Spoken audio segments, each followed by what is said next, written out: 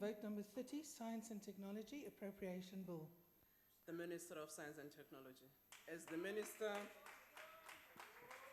Minister walks to the podium, I would like to welcome all of you who are the Minister's guests on the gallery. You are welcome, but some housekeeping matters is that even if you may be very excited about issues that are happening here, you are not allowed to participate. Thank you very much. Over to you, Minister. Thank you very much, Chairperson. Chairperson, honorable members, guests in the gallery, welcome to you all and good afternoon. I'm especially pleased this afternoon to welcome back our Deputy Minister Gamagwaza Msibi. We're most happy.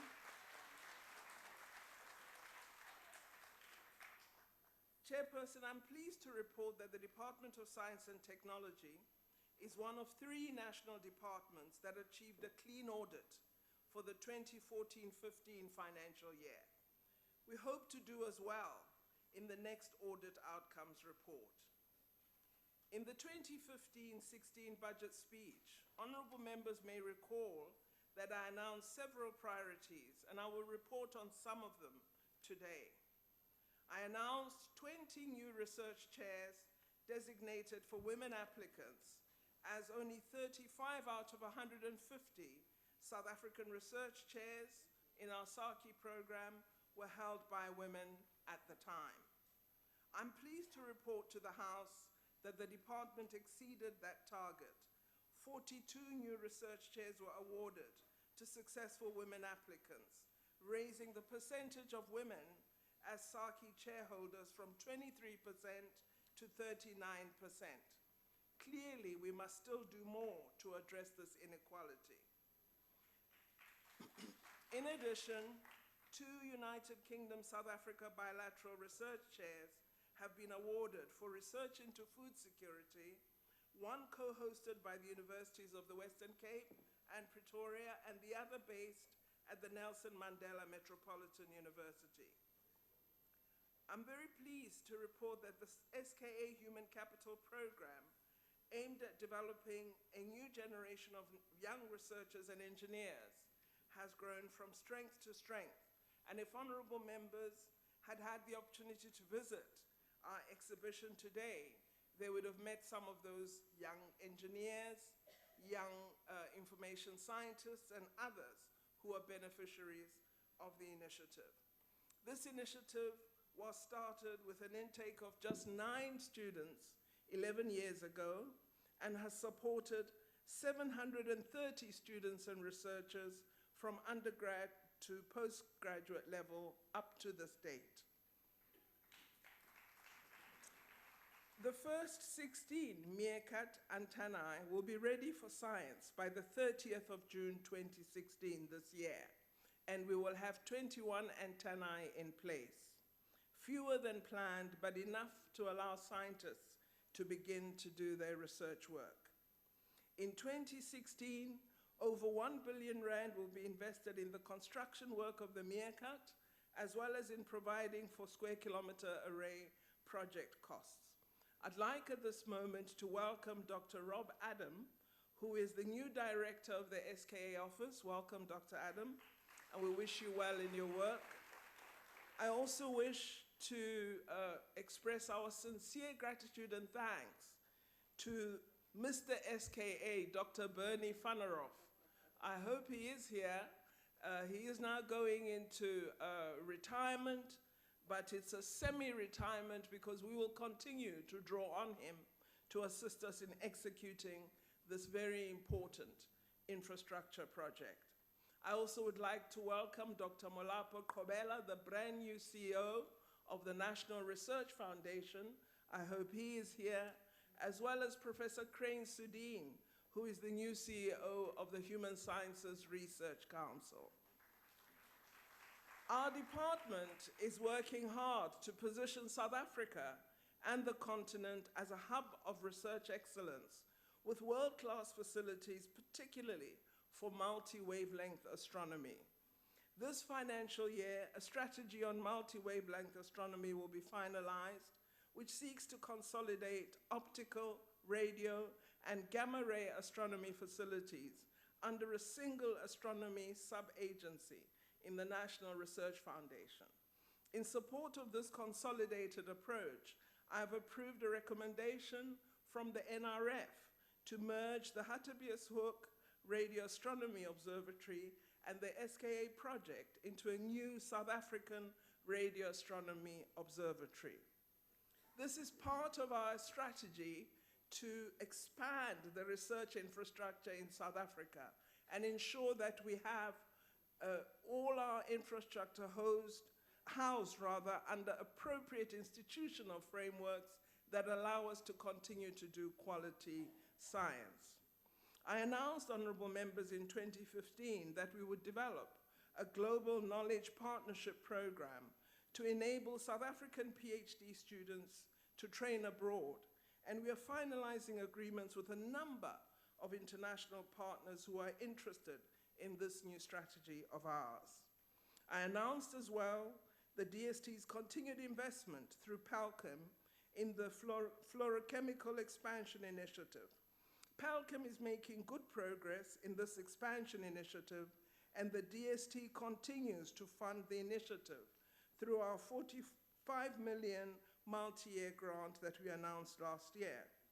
Success in this initiative, which I have no doubt will occur, is going to allow PALCOM to develop promising new technologies and fluorochemical products and to double their turnover from the current 400 million rand per annum to over 900 million rand by 2020. Our strategic investment in developing a disruptive and novel technology to produce titanium metal powder continues. We have redesigned the pilot plant through the CSIR to restart test runs from October 2016. In 2015, I announced the introduction of the Sector Innovation Fund Program. Overall, the program has attracted 53.6 million of new private sector co-funding for the 139 million that the government is investing. Honorable members, Chairperson, we meet today in a context where we're confronted by many opportunities and challenges. Vision 2030, our national development plan, states that we need to create 11 million jobs in the next 15 years and to give impetus to our growth aspirations by making sure that we make effective use of innovation, science, and technology to create new enterprises and to increase the number of knowledge workers in South Africa. It is against this set of strategic objectives that I present the 2016-2017 budget of the Department of Science and Technology. Our budget, Chairperson, for this financial year is 7.4 billion rand, which I'm sad to say is the same as it was for the financial year 2015-16. South Africa is not investing enough in science, technology, and innovation. If, Chairperson and honorable members, we do not change this trend, we will be overtaken by nations that have less capacity and knowledge resources than we have. Our failure to address this funding of this sector is causing us to neglect several opportunities that could offer South Africa talent, new products, and real contributions to growth. However, despite this inadequacy, the department is making good progress in building a strong national innovation system. There are several areas of science in which I believe we could do much more, in which I believe we could create new industries, new products, new services. But to do this, we require more financial resources. On the subject of knowledge and innovation for the youth, we fund a number of initiatives directed at improving the education and socioeconomic status of young people. Science and technology, we believe, can play an effective role in addressing the challenges that they face. In 2015-16, we supported 1,276 youth through the Technology Innovation Agency. This includes support for 52 youth-owned SMMEs, 951 youth-owned SMMEs which receive support from our Technology Stations program, and 273 individuals trained through the Innovation Skills Development program. 85 of these young people received international training. This is but a drop in the ocean. If we had more resources, we could be developing many more thousands of young people. The department plans to host an inaugural youth assembly on the knowledge economy this year. The assembly will provide a forum for young people to learn how to establish businesses utilizing technology and innovation, how to create social enterprises using advances in technology and knowledge. As a department, we have allocated 20 million rand as part of our Operation Phakisa Oceans Economy contribution to support aquaculture activities in marginalized coastal communities with a specific focus on women and young people. We will also build on the successes of MLab Southern Africa, a mobile solutions laboratory and startup accelerator designed to help young ICT entrepreneurs. We will do this through an allocation of a further 6 million rand, which will allow us to expand the initiative beyond Gauteng and the Western Cape to the Northern Cape, Limpopo, and KwaZulu-Natal. We also want to do more to reach young people in Soweto, Mamelodi, and Soshanguve. Last year, more than 2 million young people participated in our DST-led science engagement activities, coordinated through our agency, SASTA. We will, in addition, spend 30 million rand on the construction of a science center in Kofimbaba, Eastern Cape, and we will have a sod turning ceremony to which you are all welcome during the Youth Month in June. Chairperson, our Square Kilometre Array project continues to support learners from Carnarvon to study tertiary level engineering and science. We have 5 successful learners from Carnarvon in our gallery today: Anva Adams, Kyle Henderson, Jonathan de Klerk, Sidwell Abdul, and Bradley Bosman. These honorable members, these 5 pupils scored exemptions in mathematics and physical sciences in the 2015 National Senior Certificate Exams, following support through the SKA program. This was the best ever performance we've had in mathematics and science from Carnarvon High School. This year, the Council for Scientific and Industrial Research will support 50 students through the Data Science Skills Development Program. Last year, 33 third-year computer science, electrical engineering, and statistics students were trained. Students in this program provide data-related business solutions to a range of stakeholders, including government, departments, as well as the private sector. We will continue to look at developing our internship program with the Da Vinci Institute, through which we had placed unemployed graduates at some of the technology top 100 companies. Since 2012, we have placed more than 170 young people, and the majority of them have found permanent employment once they've gone through this internship program. Chairperson, I firmly believe that innovation can play a very, very vital role in improving local service delivery and addressing challenges facing local governments. Our department will continue work we've begun with other departments and local authorities through forging partnerships and providing technical support to demonstrate, customize, and assess innovative service delivery technologies.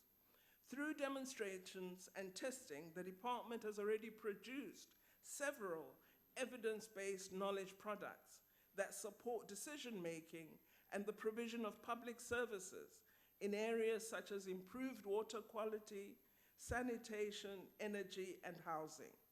Notable successes in the last financial year include the finalization of a bioenergy atlas and the development of a sanitation technology evaluation and assessment database and tool. So innovation, I believe, is clearly crucial for local economic development. We need to move toward using knowledge for development rather than brainstorming. The department invests in pilot projects to optimize the role of science and technology in the creation of sustainable livelihoods, including initiatives towards the community-based processing of traditional medicines, cosmeceuticals, and nutraceuticals. Honorable members know that each year we will talk about this domain because it has such immense potential that we must always refer to it in each one of our budgets as we develop capacity. I'd like to acknowledge in that regard some important partners from Guyana in Limpopo. Here today are Hosi Ngove, Ms. Petra Tablanche, Mr. Tembani Sitole, Ms. Kongisa Tandi Chabalala, and Ms. Aniki Ngosi Shiviti. I hope they are here in the gallery. There they are. They are involved in the Hihangile project, which, after collaborative studies on indigenous plants conducted by scientists and traditional healers, led to improvements in the production process of commercially viable mosquito-repellent candles. And honorable members, I can tell you, these candles work. The department was responsible for the initial pilot, and the Department of Trade and Industry affiliated South African Essential Oils Business Incubator has been engaged to assist Hihangile to transition into a business by providing incubation services, quality assurance skills and services, and commercial and market linkages. I'm sure, honorable members, that you will agree that Hihangile is a good illustration of innovation for sustainable local economic development. We have, as a department, a number of initiatives that support our local municipalities apart from these. We continue to collaborate with district municipalities to build and strengthen science capacity to advance local economic development. In the last year, we formalized cooperation with the South African Local Government Association and the Department of Cooperative Governance and Traditional Affairs. Science and technology will also provide a further 14 million rand investment to support agro-processing in distressed municipalities such as Greater Tzaneen and Greater Guyana, both in Limpopo and Insigayetu in Kofimbaba. Young people and women will be specifically targeted for support. Our department will also continue to collaborate with SALGA through a partnership with the Water Research Commission on the WADA Technology Demonstration Program. 12.8 million has been allocated for the implementation of the Water Research Development and Innovation Roadmap. We will pilot a grassroots innovation initiative in 2016 with a 2 million investment, which will focus on supporting innovators and technology entrepreneurs in the informal sector and in marginalized communities. We will also assist municipalities in creating innovation centers that will work with all our agencies, local universities, and the private sector. These partnerships will enable us to identify and tackle local and national problems. Chairperson, our department's strategic objective is to increase the capacity and contribution of the national innovation system to our country's economic health. Key interventions include support for human capital development as well as research infrastructure. An amount of 4.2 billion rand is allocated to our research development and support branch. In 2016, we invest 741 million in supporting 14,500 postgraduate students. We are the largest funder of postgraduate students in the country. Our support for the provision of access to research, development, and innovation infrastructure across the NSI is a crucial contribution to this area of work. Funding is provided in our budget to support the development of the South African infrastructure roadmap through an amount of 180 million to prioritize national research infrastructure needs. We also fund the National Integrated Cyber Infrastructure System through an allocation of 273 million rand. The CSIR will award a regional Tier 2 data node and a national teaching and training program for e-skills to 2 consortia of universities and research institutions next month. A significant amount is going to be invested in big data, moving South Africa further on its path to becoming a knowledge economy. It is estimated that we need between 23,000 to 31,000 specialists with deep analytics and big data skills by 2018. Hence, we are moving in this regard. To support our Center for High Performance Computing, we've just had the installation of a new supercomputer to provide 1,000 teraflops, which is 1 petaflop. I have no idea what all this means, of computing power to researchers, teraflops, petaflops. The facility was upgraded to meet the growing demand for use by university and industrial researchers. A young computing engineering student was explaining this teraflops and petaflops to me this morning, and he said, "You see, Minister, researchers are working very hard," and he was using his arms like this, "and they are producing a lot of data, and we need a lot of power to analyze the data." I suppose that's what petaflops refers to. The center, our Center of High Performance Computing, honorable members, is a member of the International SKA Science Data Processing Consortium. And with funding from the department, it is also supporting our 8 African SKA partner countries in this very initiative. SKA remains a major platform for cutting-edge innovation in domains such as supercomputing, high-speed transmission and processing of massive data sets.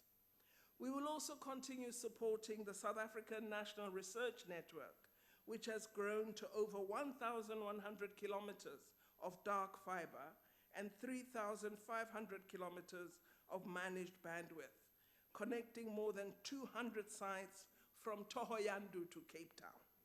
This includes all the main campuses of all South African universities and most public research institutions, as well as global projects such as the Square Kilometre Array and the Meerkat. In order to fund selective responses for the first call for proposals to address the funding gap of multi-institutional projects for medium to large infrastructure initiatives, which cost in excess of 10 million rand, we will be issuing a call for proposals in this financial year, again adding to our support for significant research infrastructure in South Africa. We have 2 innovation branches in our department: Socioeconomic Innovation Partnerships and Technology Innovation. They're allocated 2.7 billion rand in this financial year. The President announced in his State of the Nation address the establishment of the state-owned company Ketapela to build South Africa's capacity to manufacture active pharmaceutical ingredients for key HIV medicines and other drugs within the health sector. In the next 3 years, we allocate 5.2 million rand for the operational costs of the now established Ketapela company, while working on the big build initiatives and the technology development for the manufacture of APIs. This initiative will create jobs, It will ensure transfer of technology. It will reduce our technology balance of payments in pharmaceuticals and improve the delivery of high-quality medicines for the treatment of high-burden diseases such as cancer, tuberculosis, and HIV. Kitlapila branded antiretroviral tablets will be provided from the beginning of 2017 in partnership with a private sector partner in public health facilities from 2017. Several of the initiatives that I announced in previous budget speeches and in this one are now integrated into government's 9-point plan. The initiatives create new industries for us or expand existing industries. These include research and development-led industrial initiatives in hydrogen fuel cells, in composites, as well as in additive manufacturing. We've invested over 105 million rand through the Technology Localization Program to support 147 South African manufacturing companies. We're absolutely thrilled to indicate that a number of the companies we've supported have been able to secure major contracts in local projects in South Africa. 20 firms, which we had supported to the amount of 25 million rand, have secured more than 162 million rand in contracts due to the technology capabilities they developed with our support. We will carry out a full assessment impact of all the companies we have supported in order to draw lessons and identify where we should focus to build even greater success. Our Technology Stations program, which provides broad-based technology support to small and medium enterprises and industry through 18 technology stations attached to our universities of technology, is also doing excellent work. In the past year, these 18 stations have provided more than 2,000 SMEs the ability to enhance their technology, their skills, and their products. And this, again, is an initiative that we intend to strengthen because of the important impact it is having. We intend to expand it to Mpumalanga and the Northwest Province in this financial year, leveraging competencies and training facilities to help increase employment in the 24 to 34 years age group. We also are working on next generation additive manufacturing capacity and developing the AeroSwift machine, which many of the members are aware of. The addition of a new laser source has enabled the AeroSwift CSR team to develop solutions to the main technical challenges that they identified in the past financial year. We intend to develop a commercialization strategy for AeroSwift with revenue streams envisaged for the local manufacturing of components for the aerospace, automotive, medical, and dental sectors. This technology, developed by our South African researchers, has generated interest from international aerospace original equipment manufacturers, and AeroSwift is included in the technology roadmaps of these companies. We also have wonderful partnerships with industry on ICT innovation, and these have led to very impressive results. We have partnerships with IBM, SAP South Africa, Nokia, with Intersight Asset Investments, Cisco South Africa, and MLab. Some 451 million has been leveraged from industry partners for South African ICT research, development, and innovation through these partnerships. And in this financial year, a further 24 million has been made available to continue with existing partnerships and to attract new private sector investment. Last month, I was pleased to launch a 3-ton prototype hydrogen fuel cell forklift and refueling station at the Impala Refining Services, developed in partnership with the HISA Systems Center of Competence located at the University of the Western Cape and the University of Cape Town. The aim of this is to produce an energy-efficient transportation mode for the mining sector. I've received very positive feedback on this initiative, And working with HISA, Impala Platinum plans to convert its entire fleet of 35 forklifts to fuel cell power. This will reduce the use of electricity from the grid. Similarly, working with the City of Johannesburg, we've launched a hydrogen fuel cell pack at Windsor East Clinic in Randburg, which provides backup power for preservation of vaccines in its pharmacy's refrigerators. A catalyst developed at our HISA Center of Competence has performed well in comparison with commercial products.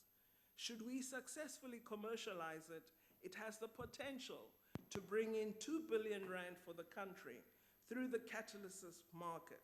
Chairperson, these are some of the successes we have marked as the system of science, technology, and innovation in South Africa. We do a lot of work in the international domain. We are investing in South Africa. We believe we can invest in youth. We believe we can turn around local government economic development. And I commit our budget and our strategic initiatives to this honorable house. Thank you very much. Thank you very much, Minister.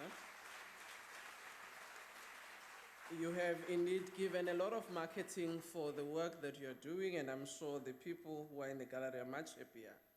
Ngicela ilungu elihloniphekile ubaba uGoqwana ongusihlalo wekomiti.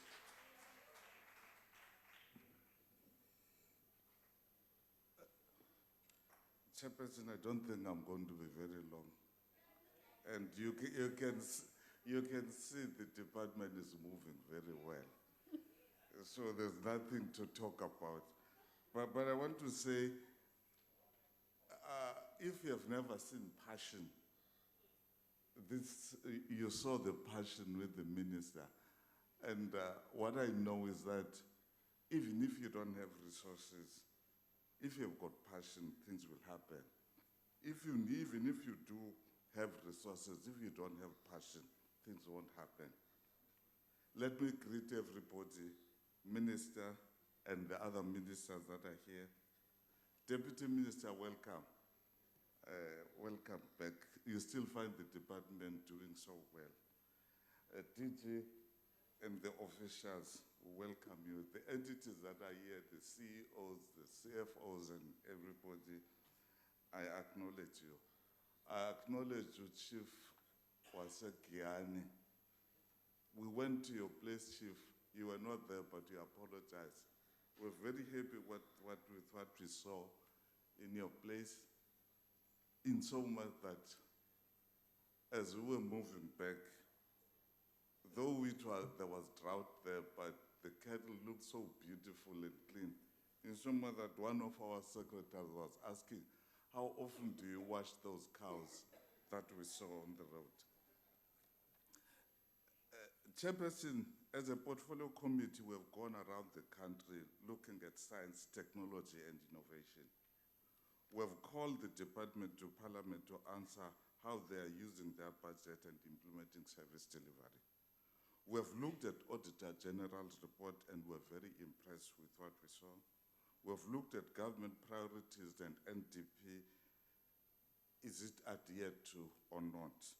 But all these things were impressed with the department. Chairperson, our observation is that science and mathematics makes human capital lateral thinkers, leading to innovation and creation of technology.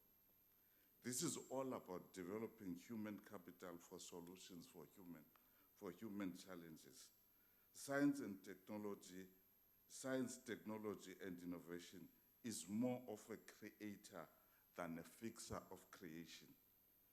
For instance, medical profession is a fixer of creation, whereas engineers are creators of solutions. For human capital to do this and develop easily, there must be no inferiority, no superiority complex. There must be no paranoia, no arrogance, instead humility. Above all, realize the dignity and where you come from. If you don't know where you come from, obviously you won't know where you are going. I want to illustrate this by saying I am an African, born of the rugged terrain of Transkei. I owe my being to the hills and valleys of Cinco and the springs, the rivers and springs of Sitratweni. Do not despise me for my higher concentration of melanin in my skin, for it is not the melanin that I use to think, but my gray and white matter that we all have. Do not despise me for being a rural man, for it is my roots where I come from. A tree without roots would not bear fruit. Do not despise me for going to the bush for manhood, for it is my culture and my dignity. Do not try and change me, for if I change, you might not enjoy me, neither will I enjoy myself. Allow me to be myself. Accept me as I am. This I'm saying, as many have been failures in life because they want to be what they are not. Chairperson, we have all agreed that the department is doing well. Even the Auditor General agreed this is good work well done by the Minister and the Deputy Minister and the department. Though a lot has been done, I want to mention a few observations that were picked up. I thought at some stage the department was not marketing itself with good work it has done. But what we have noted is that we as people fear science and innovation, that we don't observe the good things because we don't want to engage with the department because we think science is for scientists. It's not the solutions of the globe. You can take the horse to the river, but if it doesn't want to drink, it won't. We have noted that science, technology, innovation is a global competitor from its conception. This means that if we don't give enough budget to science and technology, obviously we're setting ourselves for failure because they're competing globally with other places. And if you produce scientists, good scientists, and you give them little money, they'll obviously leave and go to the better countries where they're going to be recognized and paid better.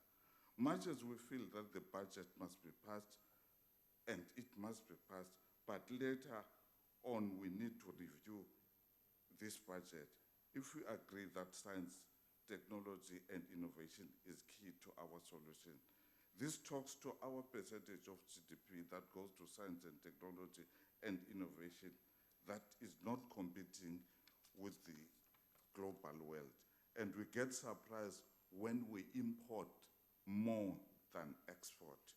It is our observation that science, technology, and innovation does not have power to implement well its policies with other departments.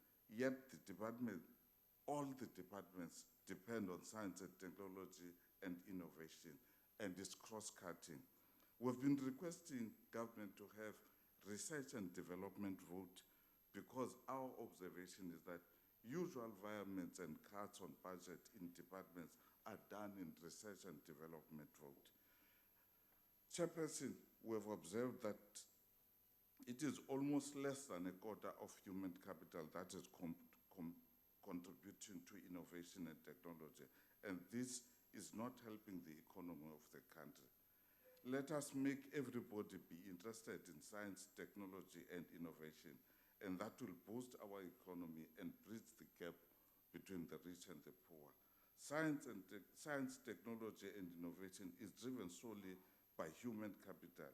It is key to dynamism of the world, key to economic improvement, and key to transformation, not only of South Africa post-apartheid, but even before it was transformation and dynamic. And we need to continue that. And even the globe is dynamic because of science, technology, and innovation. Chairperson, let me thank my colleagues, the members of the committee, for their work and the support that they've given me. I don't take it for granted. Thank you very much, Minister, for the support that you've given us and the information Thank you, Deputy Minister. Thank you, Department, for giving us the information that you've been giving us. I must thank the Secretariat and the Secretary that I'm working with so that we can do our work properly. I thank you. Enkosi lunga elihloniphekile, sizocela ilunga elihloniphekile u-Honorable A.T. Lothred.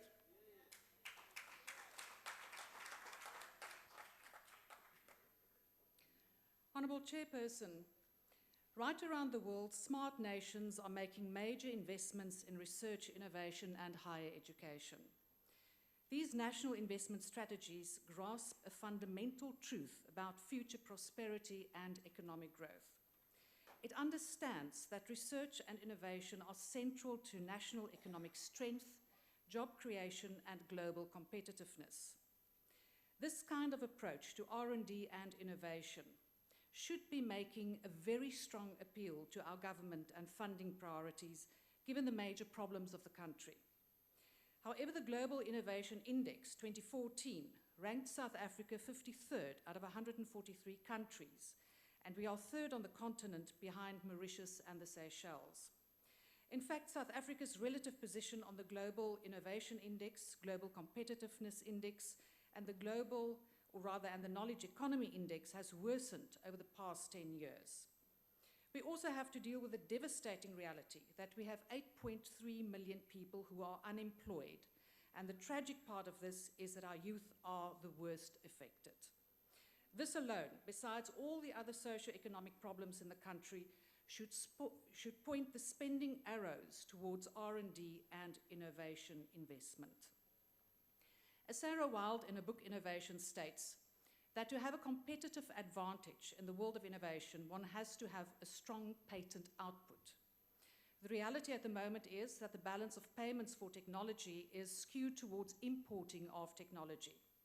In 2013, South Africa paid $1.9 billion to use foreign technology, while it received $63 million in technology receipts. This indicates that we are a net importer of technology. Minister, South Africa is, can, and should be much better than this. And it is within this context that the department's budget must be assessed. Science and technology cannot be seen as a luxury or nice-to-have department working on a few esoteric projects which are deemed to be of limited application value. The truth is that science, technology, and innovation is one of the most important drivers of economic growth. And in a country such as ours, with the levels of unemployment we have, the Department of Science and Technology budget should be up there with education and health. And Minister, quite frankly, we should have petaflop budgets and not, otherwise it's going to be a mega flop. Chairperson, let us look at this budget. The budget for this department decreased from 7.48 billion in 2015-16 to 7.429 billion. This represents a decrease of 6.86%. The Cabinet has also approved further reductions of 414 million in the Technology Innovation Programme, the Research Development and Support Programme, and the Socio-Economic Innovation Partnerships Programme.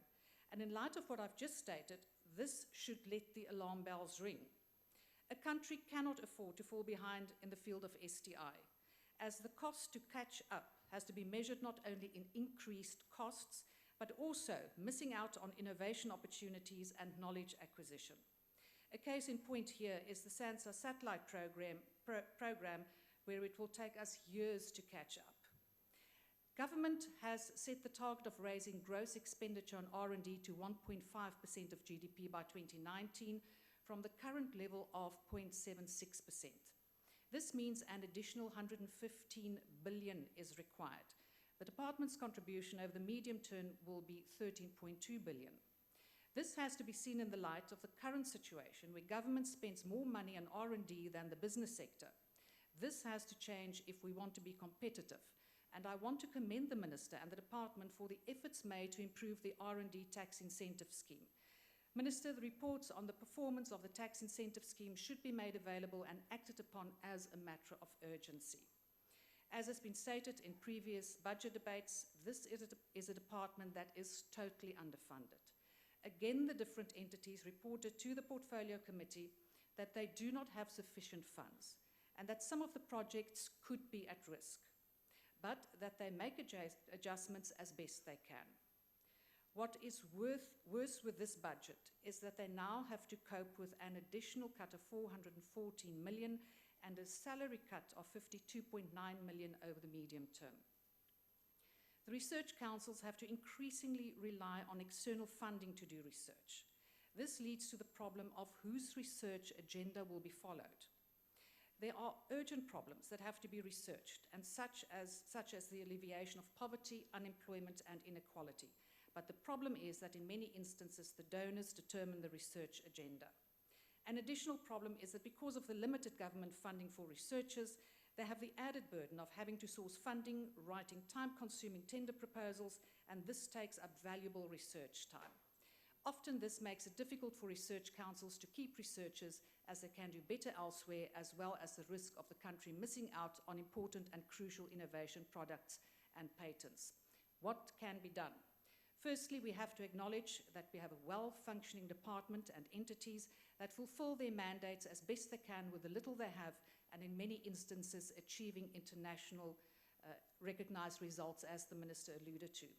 However, we sit with a fragmented STI environment. R&D spent is spread over different departments with different research priorities and mandates. Clearly, there should be greater coordination between departments, but in reality, this is seldom effective without the legal framework to administer this.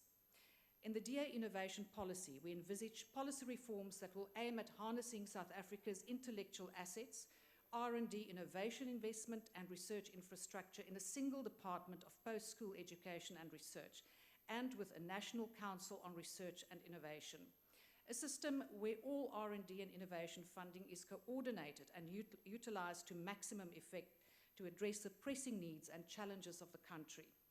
Unfortunately, this current budget creates a tremendous challenge for the department. This budget is proof that the ANC government still does not take the role and importance of science, technology, and innovation seriously. To grow the economy and expand economic opportunities, we must face these challenges head-on.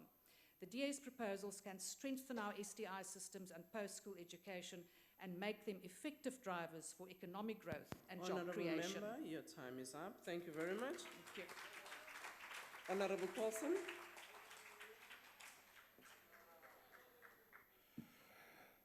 Thank you, Honourable Chair. The Economic Freedom Fighters rejects Budget Vote 30 on science and technology. Science and technology is very important in advancing industrialization and expansion of our economy, as well as creating opportunities for the absorption of labour into the economy. It is through focused and credible science and technology expertise that the Makana municipality in the Eastern Cape, which has been crippled by years of ANC misrule, can overcome its perennial problems of water shortages. Municipalities in South Africa struggle to provide the services they are mandated to provide because there is no investment in credible science and technology innovations to address their challenges. When the EFF takes over municipalities, we will use science and technology to overcome service delivery challenges, which neither the ANC or the DA-governed municipalities has managed to overcome. We'll use up-to-date science and technology methods to ensure that our people have proper sanitation, not the pota-potas promoted by the DA here in Cape Town, or the open toilets promoted by Ace Magashula in the Free State.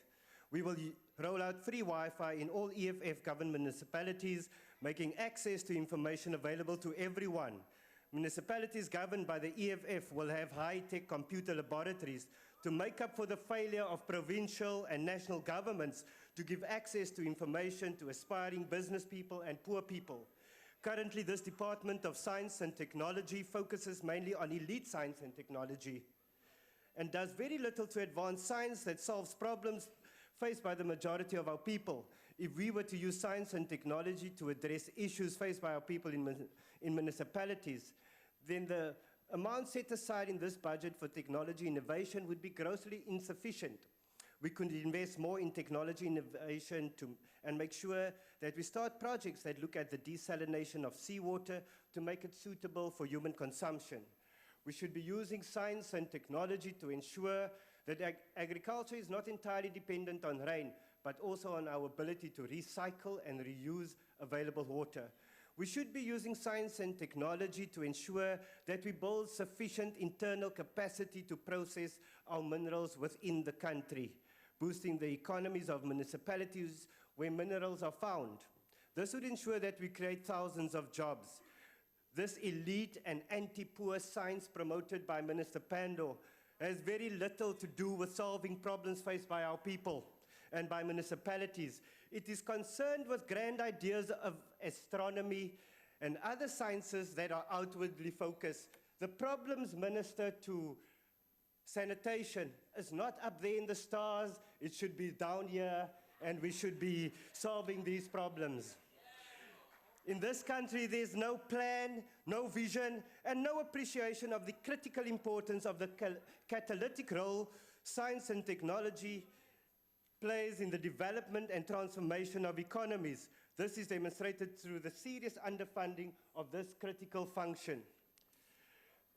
The transformation of science and technology fields still remains a blight on the work of this department and the seriousness of this country to ensure that those who benefited from apartheid do not remain the sole producers of scientific knowledge and use.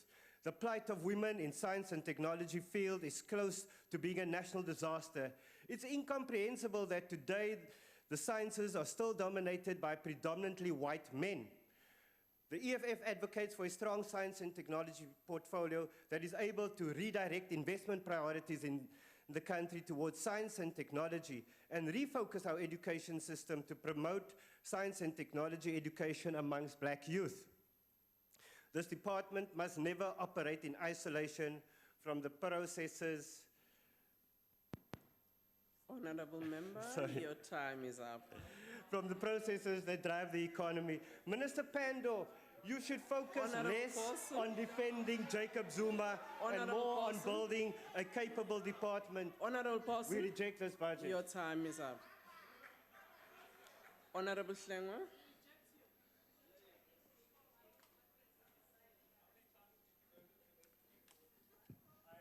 Thank you very much, Honorable House Chairperson.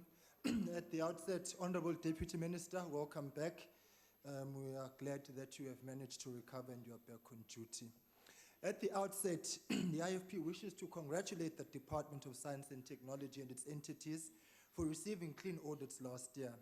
Sound financial management and a strict adherence to the PFMA and National Treasury regulations are a key component of service delivery and corruption-free governance. We therefore implore the department to continue on this trajectory of clean and good governance. Excuse me. Corruption has become a prominent feature in the discourse of governance in South Africa, and it is thus refreshing to find hope in the Department of Science and Technology.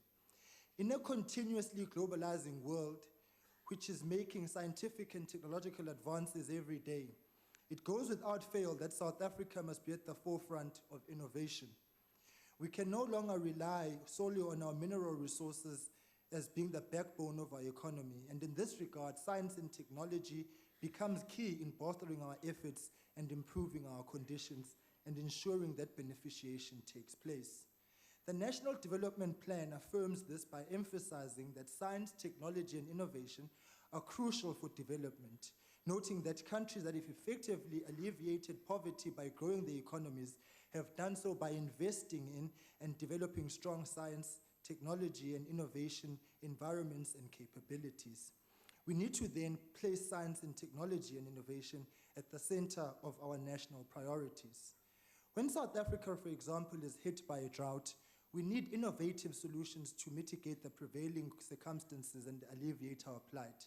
Science and technology must lead the agenda of research into alternative water sourcing and addressing food security. Countries like Israel rely on desalination to mitigate their water shortages, and best practice in this regard must be sourced from them. As the world's population continues to rise and South Africa shoulders the burden of the drought in the region, the pressure on water resources are only going to increase. It is yet to be seen, however, whether technological advances in this regard will be made to meet the demand. We must translate our successes and aspirations of science and technology to making a meaningful impact on the lives of our people. The approach of the department must shift away from top-heavy academic achievements and adopt a people-centered development agenda. Hosting the Square Kilometre Array, for example, may be a fine scientific achievement and give great insight into the stars and turning patterns of planets. But weighed against our immediate challenges of poverty, inequality, and unemployment, is it not time to come back from Cloud 9 and use our scientific, technological, and innovative capabilities selfishly for our own benefit? Notwithstanding the current economic conditions, the decrease of 53 million rands in the department's budget grinds against the grain of progress. Our BRICS partners are making heavy investments into science, technology, and innovation, and if we are to compete favorably with them, we should do the same because STI is the future, and the future is today. For STI to make serious progress in South Africa, we must go back to basics, and that means investing in basic education as a seeding ground for new ideas and innovation for the future, and thus basic education becomes a reliable feeder at tertiary level. Therefore, the question is, why do we still have 18,258 schools, for example, without science labs in South Africa? The department does well in many fields of STI and research, but it cannot continue as business as usual because the current realities of poverty and stagnant economic growth must motivate the department to become an island of hope in a sea of chaos. Having said that, Honourable Minister, we wish you and your department well, and the IFP will support your budget vote. I thank you. Thank you, Honourable Member. Honourable Kubisa.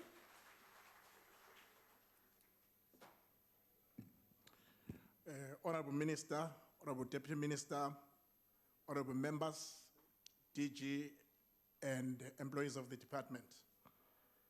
Thank you, Chairperson. Just a few days back, I told the Honourable Deputy Minister that there have always been good wishes coming from the Minister and other ministers, Deputy Ministers, and members of this House from across the board. So welcome you back, Honourable Deputy Minister. The purpose of this vote is to realize the full potential of science and technology in social and economic development by developing human resources, research, and innovation. The Department of Science and Technology has, in our view, been doing an admirable job in executing this mandate. And it is one department that is performing well. We congratulate the Minister and the department for the job well done and getting a clean audit in consecutive years. We are mindful of the fact that South Africa is in the grip of economic downturn and that the department's budget has decreased further from 7.466 billion in 2015-2016 financial year to 7.4 billion in the year 2016-2017 financial year.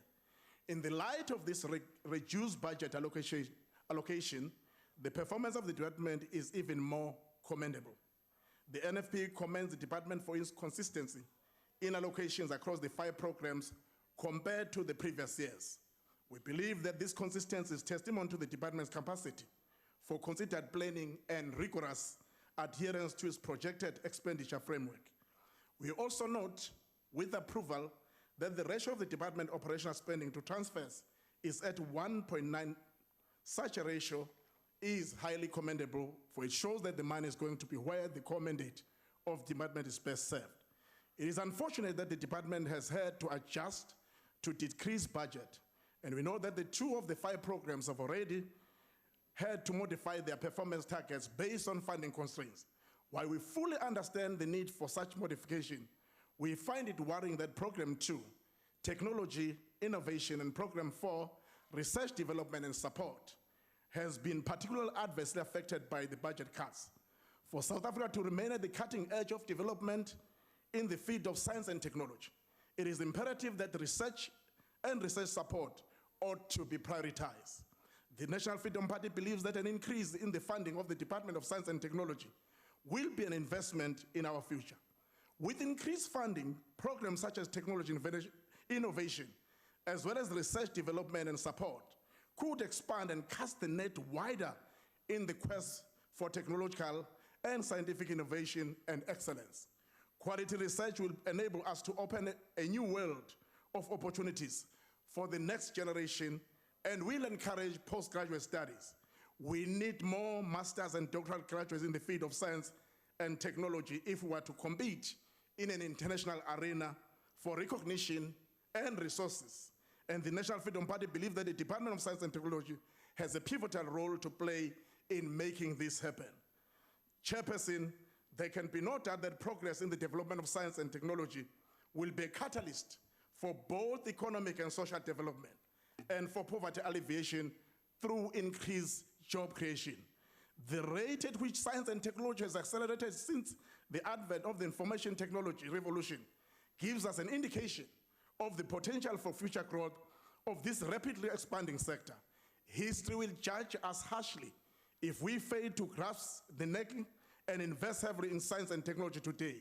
We therefore say, as the National Freedom Party, let us encourage our boys and girls to pursue science and technology, and let us give our children a fair chance to embrace technology through providing them with good teachers.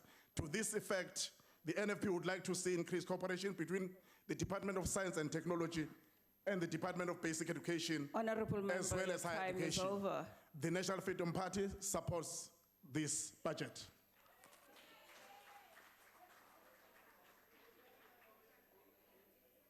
I'll now call upon Honorable Kornoff.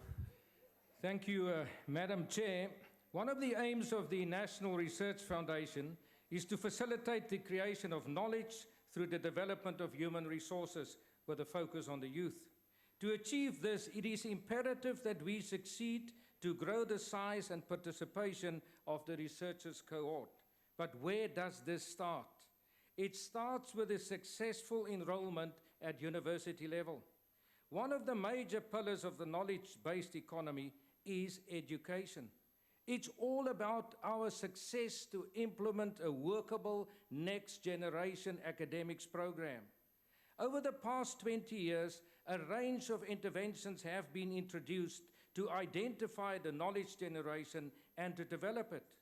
It is vital that we succeed with our human resource development to drastically increase the number of learners passing grade 12 mathematics. It is this group that must advance to university level. What are our options? We should put a greater emphasis on e-learning.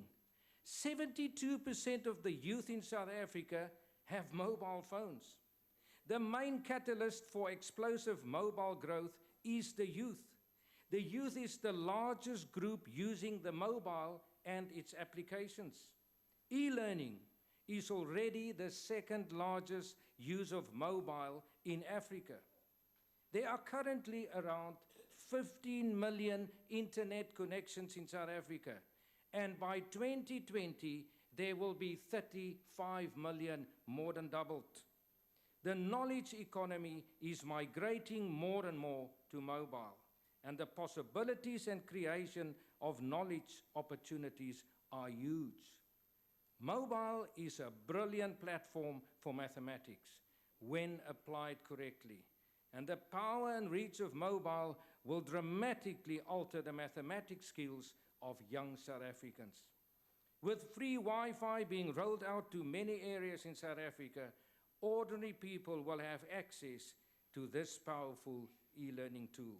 We must use this opportunity wisely in the years to come. Honorable Minister, I listened to a speech you have delivered at the University of Stellenbosch earlier this year. And it is important that I use this platform to highlight some of the comments made by you. To quote you, "In 20 years, we have made remarkable progress in black participation and black enrollment. Any suggestion that we have not made progress must be rejected as false." Close your quote. What are the statistics, Minister? You've mentioned it that evening. Student enrollment more than doubled in 20 years. The student population in 2014 is now 72% African, 6% colored, and 5% Indian. In 2004, the number of women enrollment had doubled. The number of doctoral graduates more than doubled from 2003 to 2014. Over 50 billion rands were awarded in loans and bursaries to the needy students. But we still need to improve. We need more black students who are dedicated to become academics. That is why this next generation academics programs of your department must simply work. It will be the duty of the leadership at these learning institutions to make sure that the cultural authority does not become a barrier to the successful inclusion for black students. Young people, especially blacks, should never find our universities, as you've said, alien and forbidding. Universities must embrace change and cannot allow that the past continue to live. Honorable Minister, I want to conclude and echo your plea that night, and I quote, that our universities need to become a physical embodiment of our Bill of Rights and our Constitution. It is at our universities that we should see and feel non-racism, have respect for human dignity, and the protection of all persons, close quote. And let me add, the protection of our infrastructure. Madiba once said, and I quote, "A good head and a good heart are always a formidable combination." Now, Minister, I think you've got both. And all the best with the little money you've got to take your department to make South Africa a better place. Not for us, but for those who must come after us. The ANC will support this budget.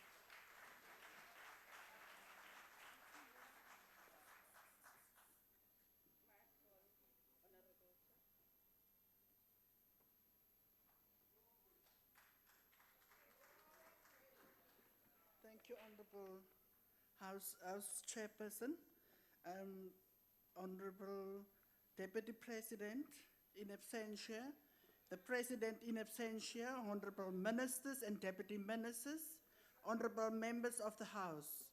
The Constitution of the Republic of South Africa, 1996, and the Rules of Parliament mandates the Portfolio Committee of Science and Technology to oversee the activities and performance of the Department of Science and Technology and the entities that report to the committee. Therefore, this committee does its work by having oversight visits and meetings with the department and the entities thereof. As the committee, we ensure that the department and the entities that are aligned perform plans in line with the national strategic objectives and the appropriate budget. The youth is the most important people in South Africa and should be treated as such. Therefore, SKA is now offering the opportunity for science and engineering graduates to work for SKA. The Young Professionals Development Program is currently open for applications from suitable candidates from South Africa. SKA is the South African Meerkat radio telescope, currently being built some 90 kilometers outside Northern Cape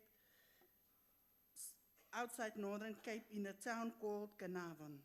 It is also a precursor to the Square Kilometer Array telescope and will be integrated into the mid-frequency component of SKA Phase 1.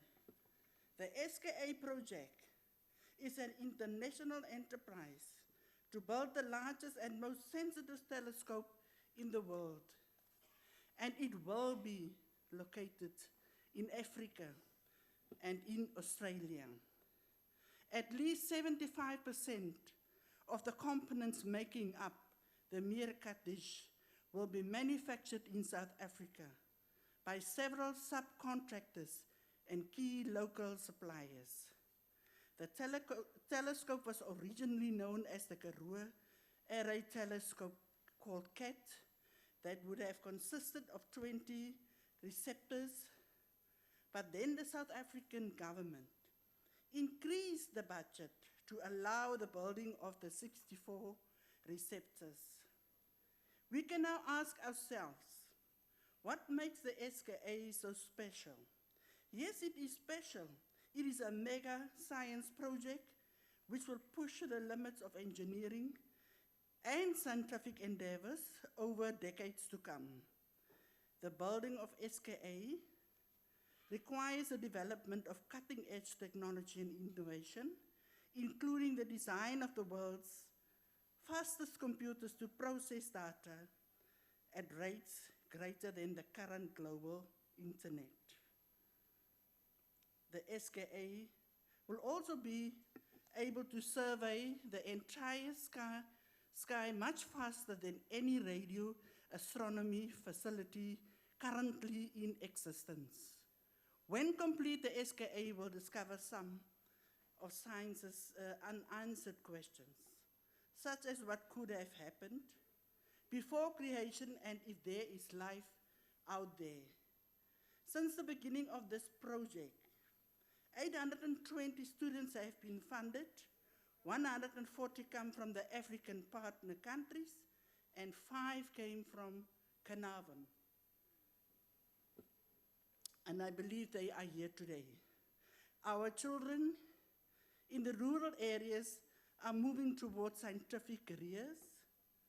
21 of the 64 meerkat test teachers for the SKA are expected to be operating in June 2016.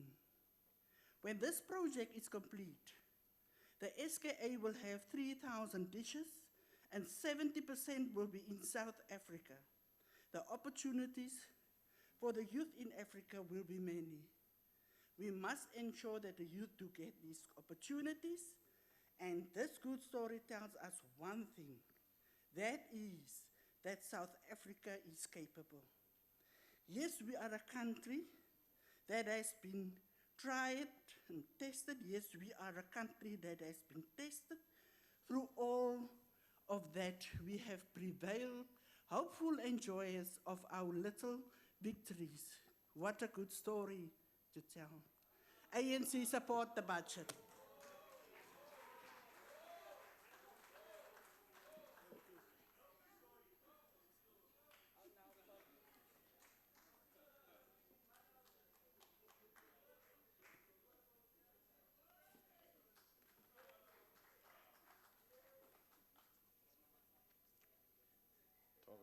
Tobela Koshiak, Chairperson of the session, the Minister and Deputy Minister, Director General of the Department of Science and Technology and CEOs of all the entities falling within the department, Ndabezitha Ngove.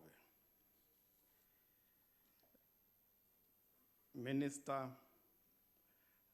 I'm quite appreciative of the things that you said here regarding the budget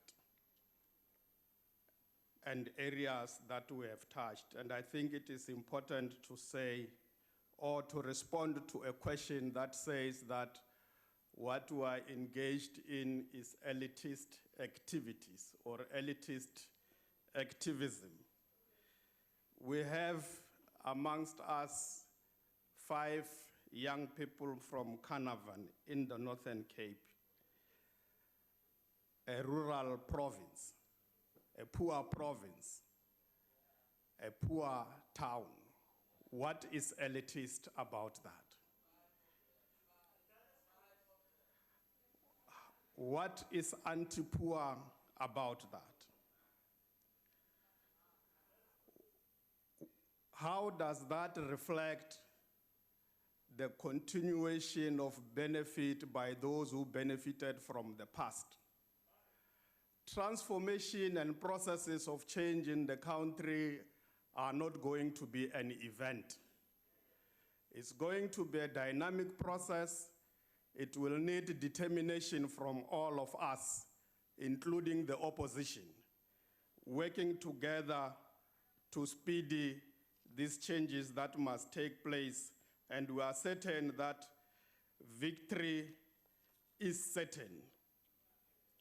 We stand here before you, Chair, to lend our support for the budget vote of the Department of Science and Technology. As the African National Congress, we support this budget. And it's a fallacy to say that we don't have a plan.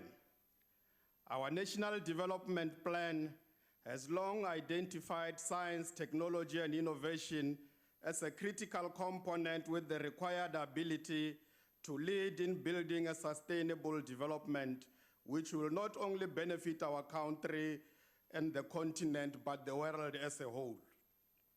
Therefore, it is befitting that this vote is taking place under the theme, Innovation for Sustainable Local Development and Youth Development. This is a correct theme, Minister, because there is no development that is taking place at national. All development takes place at localities.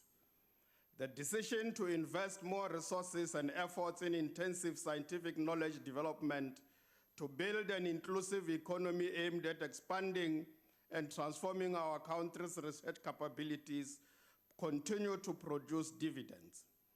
The ANC-led government has invested enormously in the development of science and technology, not only in the post-tertiary institutions, but most importantly, in the pre-tertiary schools, with rural schools emerging strongly in the areas of sciences.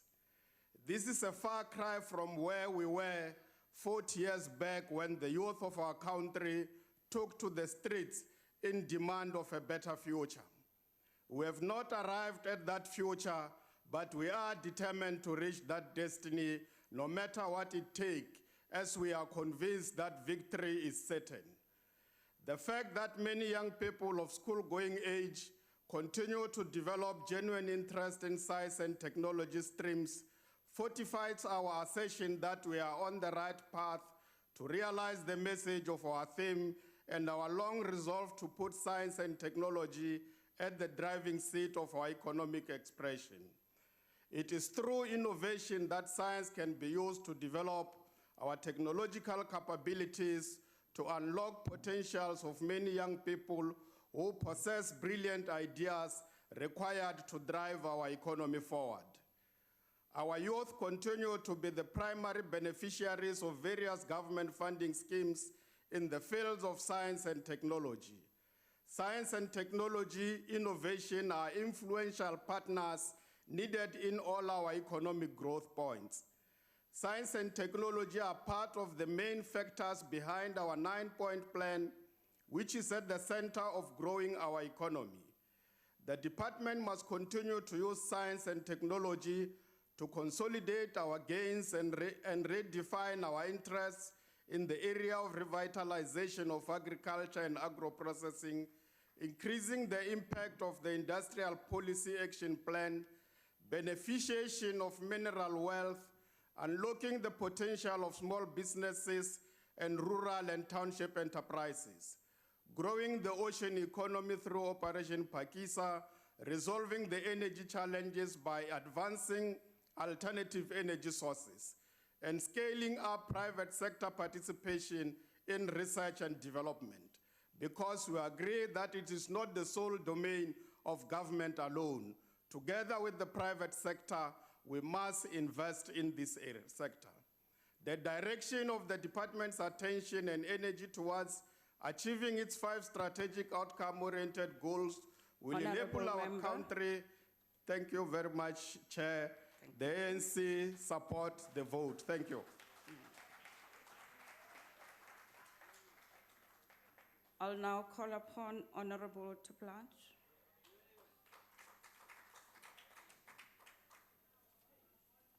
Honorable House Chair, Honorable Minister, members and guests. To raise new questions, new possibilities, to regard old problems from a new angle requires creative imagination and marks real advance in science. Albert Einstein. The Department of Science and Technology is one of the departments renowned for delivering on their mandate. And Honorable Matale, those of us who visited Carnarvon saw ourselves the progress that was made, and we are proud of that. For our economy to grow, we need a number of factors to contribute and to be in sync with each other. This department is crucially being charged to provide, develop, and sustain the knowledge and innovation required to grow our economy, to create job opportunities, and for South Africa to build and expand our position as the research and development hub in Africa. Any setbacks, as experienced during the past period, and specifically during the past 4 months, increases the burden on the department, as everyone has to do with fewer resources. The problems this department and the entities face cannot be placed at the minister's feet directly, but the fact that the department's budget has been cut by 53 million can be placed directly at the feet of government that is not creating an enabling economic environment conducive to growing our economy or jobs. This is impacting heavily on this department, and now I quote from the department's own annual performance and budget plan. It is raising the cost of compliance of entities. The currency weakness, importing in cost of collaboration, for example, travel, becomes exorbitant. Low economic growth and a depressed business confidence, low level of investment in science and technology innovation by the private sector. As Minister Panon said on Friday at an information communication conference in Secunda, and I quote, "With the right invention, there was great potential to compete in the big data industry." She was, of course, referring to the great strides that have been made in the area of astronomy, the Square Kilometre Array Telescope, SKA, and the Meerkat, the SKA precursor of the Pathfinder telescope that will consist of 64 dish-shaped antennae. The Meerkat will be the most powerful radio telescope that we possess in the Southern Hemisphere and will become part of SKA Phase 1. Once again, I have to refer, as the Minister has also already had on Friday, to the issue I had last year, namely big data, and whether we as South Africans are at this moment training the right number of scientists, technicians, analysts and engineers equipped with cutting-edge skills needed in this fast and exciting developing field. I was therefore glad to see that a Big Data Africa program is being proposed for African countries involved in the SKA and African Very Long Baseline Interferometry Network, AVN, as I believe that if such a program becomes a reality, it will address all the issues with other science projects as well. And I would like to commend the Minister and the Department for this initiative. To return to the budget cut that was made, the medium-term reductions has been approved by Cabinet and is affecting 3 programs specifically, Program 2, 3 and 4. Unfortunately, SANSA, the South African National Space Agency, falls under Program 2. And from the department's own report, it is the program that must aim to promote peaceful use of space, foster international cooperation in space-related activities, foster research in space science, advance scientific engineering through human capital development, and specifically focus on the underprivileged and infrastructure development. The creation of an environment that is conducive to industrial development in space technology also falls under SANSA. It is therefore a grave injustice that this entity, dependent in the sector on highly skilled individuals that we are already in short supply of in our country, gets 50% of the budget it needs. If this does not show the constraints our scientists, researchers, and even administrators must work under, and why this department needs more funding, and we, as South Africans, a government that can grow the economy, I wonder what will. I thank you.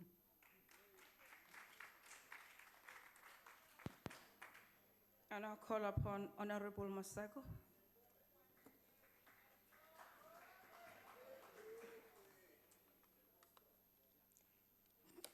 Thank you very much, Honorable Chairperson, Honorable Minister, Deputy Minister, DG, all the officials of the department and the entities, the beneficiaries, the chief and everybody else, ladies and gentlemen, and welcome and good afternoon. We'd first like to welcome the Deputy Minister back and still pray for her full recovery. Deputy Minister, we missed you. And secondly, would like to extend our sincere condolences to the families, friends, and the African National Congress for those comrades who perished in the past disaster coming back from the ANC launch of their manifesto. May their souls rest in eternal peace, and wishing those in hospital a speedy recovery. Having said that, I would want to put it up front that the African National Congress would support this budget. Science, technology, and innovation is the cornerstone of ensuring a growing and sustainable economy in our country. The National Development Plan clearly states that innovation is critical for introducing new products into the market and producing goods and services more efficiently, and that research and development should be significantly expanded, open and close quote. Honorable Paulson says there is no plan. And the 5 learners from Carnarvon are just a representative of those that are benefiting and that the department has been able to unravel and unleash their talent. And the science weeks that are organized by the department in all provinces are also helping to identify such talent. While SANSA, as Honorable Terplanche has said, has got a lesser budget, but SANSA is one of those that has produced the first African, not South African, African, young black male who will be going to space. He was the trip was supposed to have been in 2015. However, the organizers have encountered delays and likely to be in the late 2016 or 2017. That is Umandla Maseko. He's going to space. Ngaman. Science and technology also was one of the area, Honorable Paulson, that was reserved for a few and excluded the majority of South Africans under the pretext that it was something difficult. The African National Congress government ensured that this myth had to be demystified. It is for that reason that it created a separate Department of Science and Technology. Science, technology, innovation, research and development are the new gold, and that must be explored, as this is one area that will drive and direct our economy to be able to compete in the global world. The Department of Science and Technology cannot do it alone. It needs to collaborate with almost all departments. It cannot be right that departments employ the services of consultants when it suits them and pays for that services, yet expect some research done by entities of the department to do that for free. We urge the departments that they should utilize the expertise of the entities like the CSIR and others within the department. Provinces and local municipalities must also come on board. For an example, that the pilot projects the department uses to show how technology can be used to create community-based industries will only have a positive effect on local economic development if provinces and municipalities take these projects to implement them at a larger scale. We have to also observe that when departments have to consider any cut in the budget, the first area that they consider is research and development allocation. This also happens when they have to do environments. We'd like to congratulate Gauteng and Western Cape for having interest in committing to collaborate with the department in forging South Africa forward. We also appreciate, while appreciating the role that is played by business in partnering with the department in some areas, we believe that more still has to be done, because it cannot be right that they will benefit from the government infrastructure, yet they're not contributing equally towards that goal. The department should report on issues around the research and development tax incentives, which the committee will schedule a briefing thereof in the 4th parliamentary term of 2016. This, despite the fact that the budget of the department still has a huge mandate, yet the budget has decreased by 53 million rand from last year's budget. The committee recommends that the minister should present a policy proposal to cabinet that exempts state-owned entities with the required expertise from tendering for government research contracts that will fall within their mandate. The committee will schedule the necessary briefings to facilitate discussion on this matter, and we also urge Treasury to reconsider the budget allocation to this vote. The committee has also deliberated on proposals that will see a separate vote dedicated to research and development. This will ensure the realization of the proposal by reflected in the NDP to ensure that 1.5% of the GDP must be for research and development by 2019. Currently, we are sitting at 0.74. Honorable Lottery, it's down from 0.76, it's now 0.74, while competing in the world arena, whereby developed countries have set aside as much as 3.4% of their GDPs to research and development. Since 2019 is nearly upon us, there's an urgent need to consider an instrument or model for the coordinated allocation and utilization of the public funds for research and development. The committee commends the department for taking a lead in this regard and looks forward to hearing the proposals that it will formulate. A centrally coordinated research and development allocation will partly realize the aim of ensuring that South Africa's innovation system is resourced efficiently and effectively.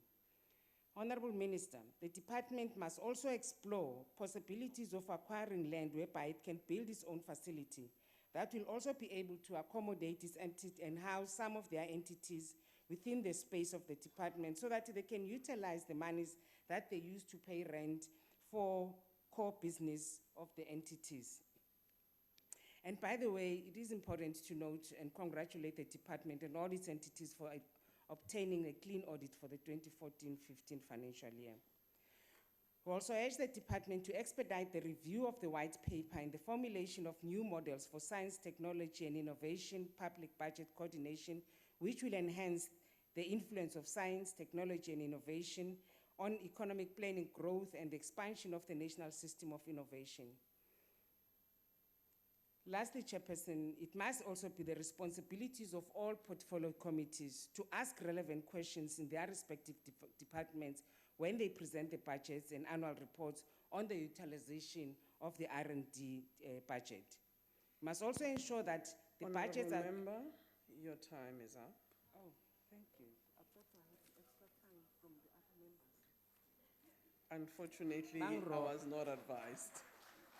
I do hope that the committee, I was listening to all of you speaking here, that you will indeed assist the minister through your budget review and report process on this matter of budgeting. You have been agreed that indeed is less. Mage Pando, ngitawucela ke ukuphendula.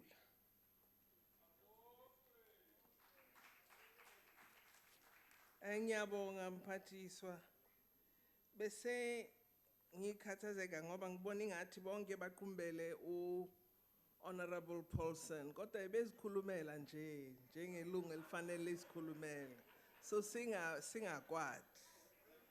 Ngifuna ukubonga bonke honorable members zethu ezikhulume namhlanje. Ngibonga no Gqirha Honorable Goqwana ngokuphatha kwakhe kwikomiti nomsebenzi bawenzayo omhle kakhulu. Ngiyabonga.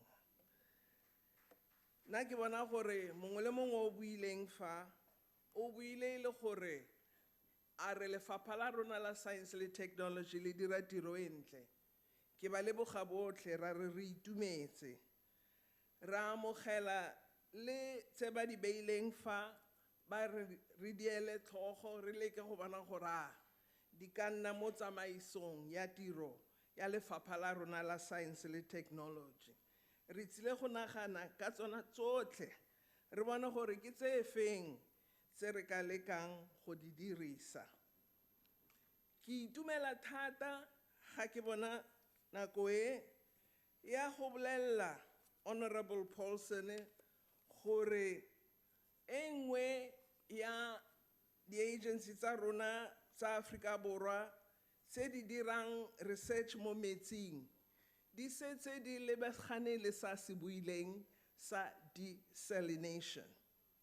I'm informed by the Water Research Commission that they are in fact currently piloting desalination at the scale of on 2 metros as a viable part of the mix for water solutions. In addition, they are piloting this using renewable energy sources. They're developing world-leading mesh technology as a cost-effective substitute for expensive reverse osmosis membranes. So, ke tshepa gore Honorable Paulson o itumela thata go utlwa gore ba dira mo mmuso wa African National Congress ba dira tiro e EFF e batlang e dirwe. Gape ke batla go mmolella gore mo di-bursaring tsa rona madi a thusang bašwa gore ba balle go nna di-MSc le bongaka. Bontsi ba madi ao a ya mo go baneng ba rona ba bantsho yaanong. Over 57% of those supported through our scholarship programs are black students, and over 50% are women. Re tla simolola ge go change mmala wa batho ba ba dirang mo science le technology re le Afrika Borwa.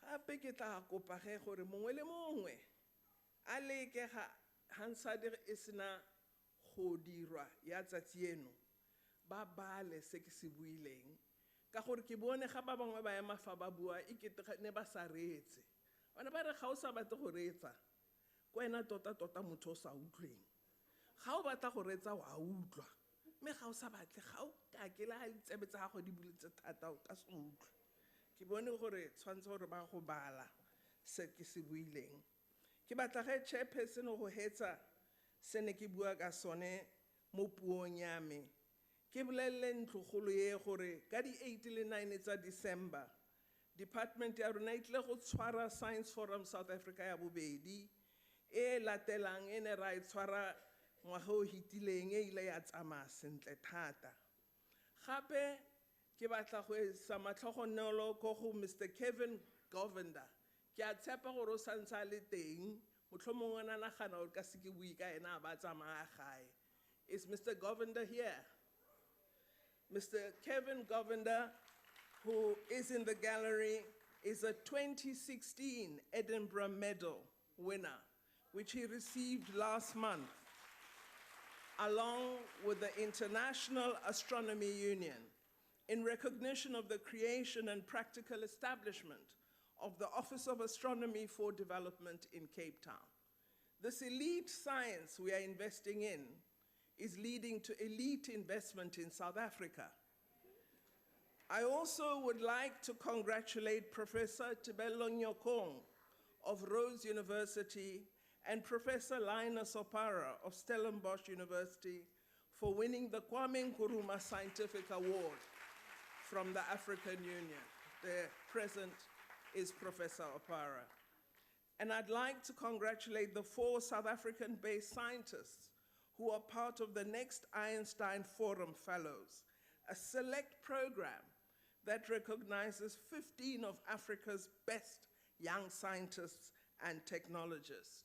We have, as part of that, Alta Scooter, Amanda Veltman, Mhlopeni Jackson, Marakalala, and Tula Oni, elite students indeed.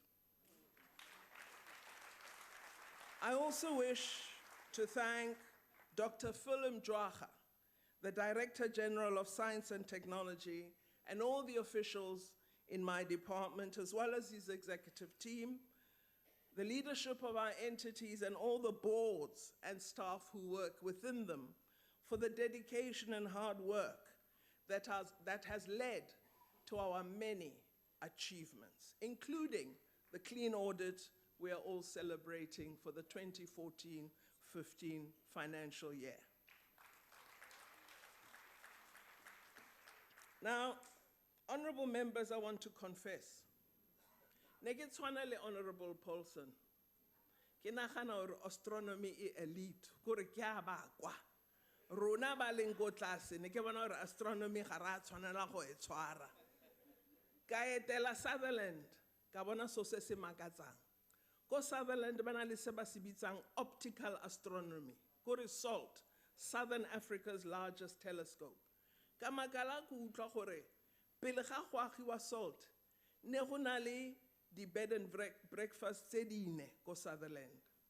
Ha re sena go aga SALT, di lekana le 44, ebile di a oketsega.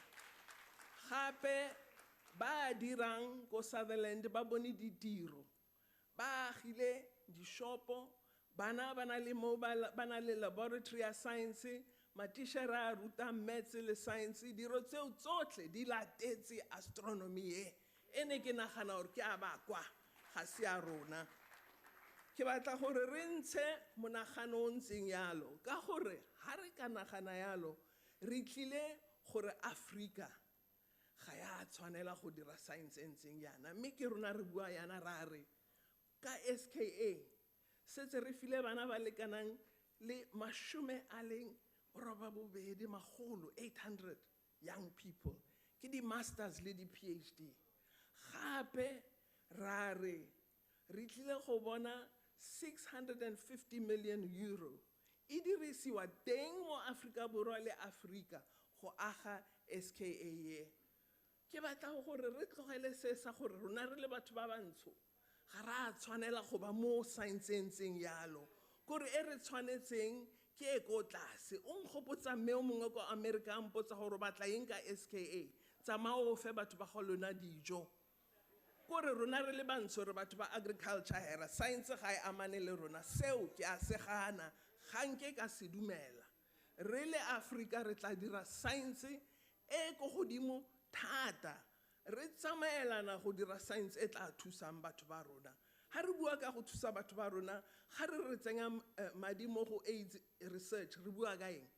Ha re dira dilo tse dintšha tsa go testa TB, re dira di-drugs tse dintšha tsa go fodisa TB. Ha re bua ka dilo tseo tsotlhe, re bua ka bomang. And dilo tseo di tla dirwa ke bana ba rona e le ngaka a tswa ko legaeng le senang madi, mme a dira tiro e leng go godimo thata. Ke ganetsa se se reng batho ba bantsho ga ba di kgone dilo tse. Ga nka ke ka dumela seo. Ke a leboga modulasetulo. Siyabonga kakhulu Ngqongqoshe. Usichazelile uNgqongqoshe esizwile singamalunga siwumphakathi. Sikwamukele futhi lunga elihloniphekile sekela Ngqongqoshe kaMagwaza. Siyakwamukela. Sesifikelela ke esiphethweni sale extended public committee. I would like to advise members that the debate on mineral resource budget vote will take place at 16:40 in the Old Assembly Chamber, and the debate on planning, monitoring and evaluation budget vote will take place at 16:40 in the National Chamber. That concludes the debate and the business of this extended public committee. The committee will now rise.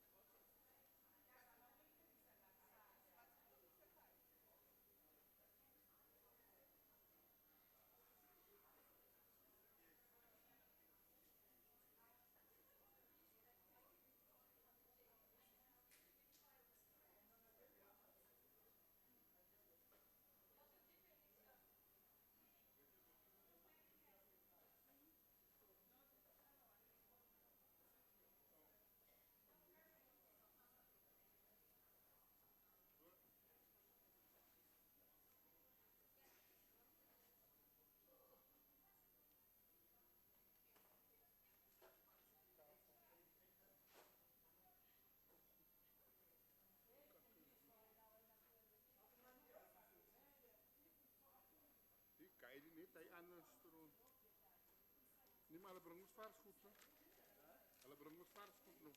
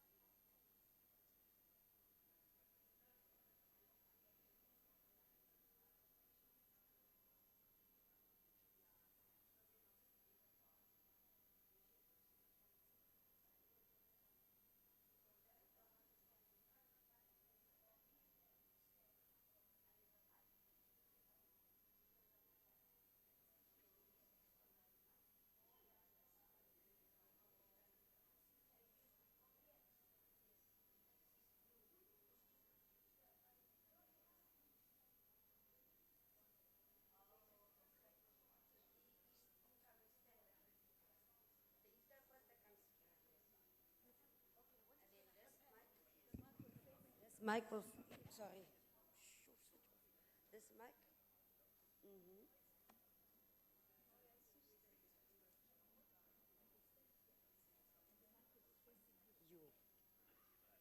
So as she is signing, you speak. Who's this thing? But she has to be here. Yeah, she has to be there, yeah. I could be here. Because she still has to be The footstool.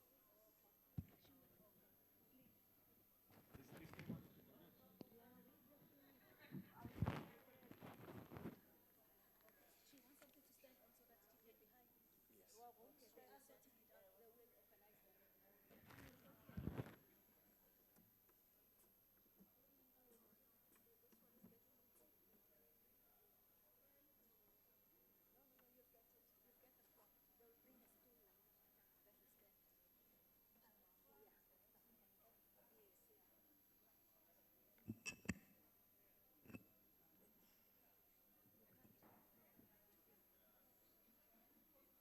Yeah, I need to be close.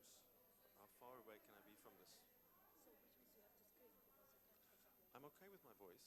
That will catch my voice. I'll just project my voice. It's fine. If the members cannot hear, then I can just move a little bit closer. Because there used to be a mic clip. Yeah. Thanks for your help.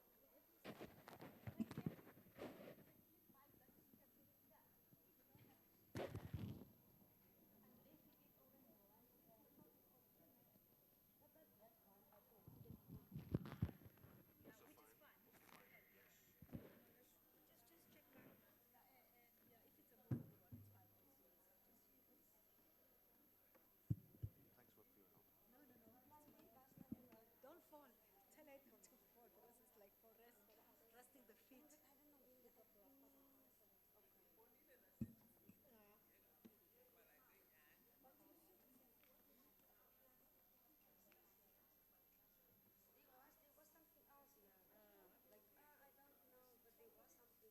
I wonder if there's lighting at the other side. Let me check.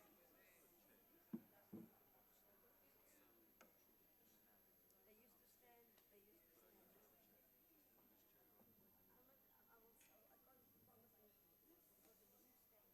I can't promise you because they used to stand. I want to organize.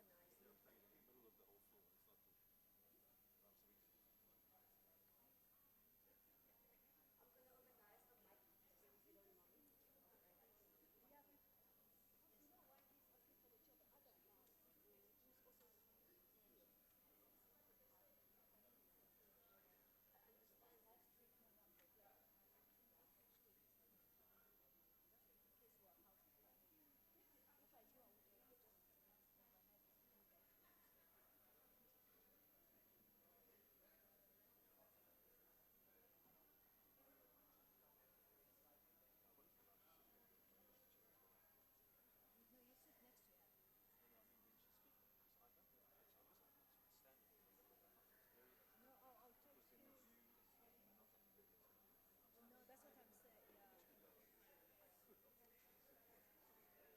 I'm going to organize the mic if you don't mind. No, that's what I'm saying, yeah. Because we just need to, okay, I think, you know what we can do? If the officer can switch off the phone, that's fine. Then we can sit somewhere on the bar, this one,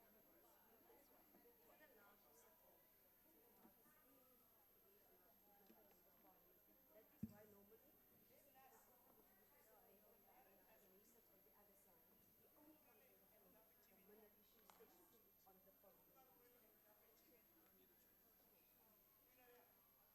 Let me also try and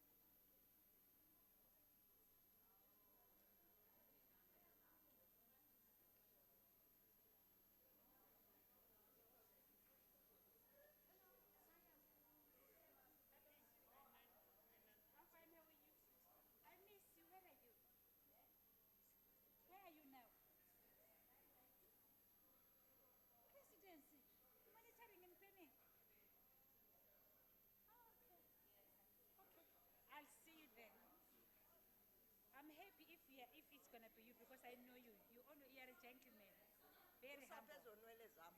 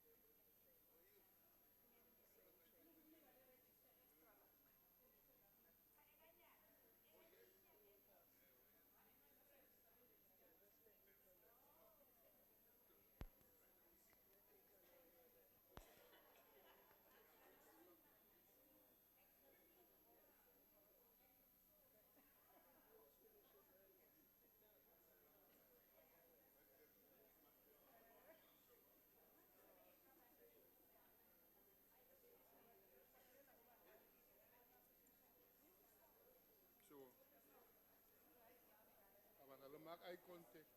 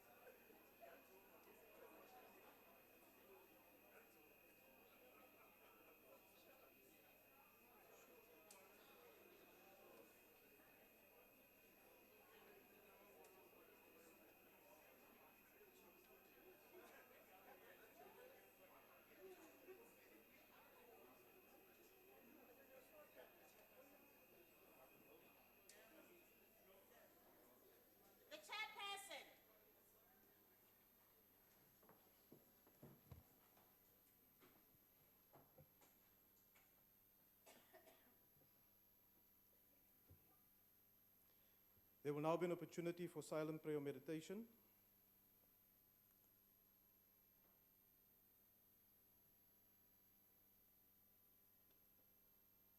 Please be seated.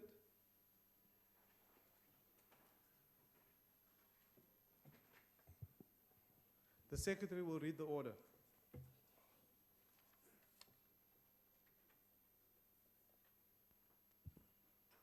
Debate on vote number 8, Planning, Monitoring and Evaluation Appropriation Bill.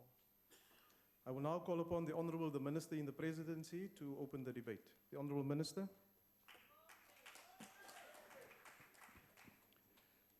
Chairperson, Ministers present, Deputy Minister in the Presidency for Planning, Monitoring and Evaluation, Putimana Mela, other Deputy Ministers present, members of the National Planning Commission, invited guests, High Commissioners, ambassadors, and members of the Diplomatic Corps, ladies and gentlemen, fellow South Africans. In 1994, we embarked on a long and arduous journey towards healing the wounds of our painful past and transforming our country and society into a truly democratic one. In embarking on this journey, we knew that it would be hard and that there would be hills and valleys. We knew that there would be obstacles in some sections of the journey and would need to clear the bushes to make the way. Good travelers pack everything they think they will need along the way. We did exactly that in 1996 when we adopted the Constitution, which sets out the values that we want in society as South Africans. The preamble to our Constitution commits us to heal the divisions of the past and establish a society based on democratic values, social justice, and fundamental human rights. Lay the foundations for a democratic and open society in which government is based on the will of the people and every citizen is equally protected by law. All these commitments set out our task as members of Parliament, the executive, the judiciary, as well as all sectors of society. On this occasion of a year in which we celebrate the milestone 20th anniversary of our Constitution, we should accordingly reflect on whether or not we are equal to the challenge and ask ourselves, among others, the following questions. Are we living out the values of our Constitution? Are we acting in ways that contribute towards healing the divisions of the past? Do the programs that we adopt and implement truly improve the quality of life of citizens? Are we succeeding in freeing the potential of each person? And how much progress have we made in building a united and democratic South Africa? In this month, being Freedom Month, we celebrate 22 years of democracy, which means that we have made a transition into adulthood as a country. We have entered a stage in which we can no longer use a lack of experience to explain our shortcomings.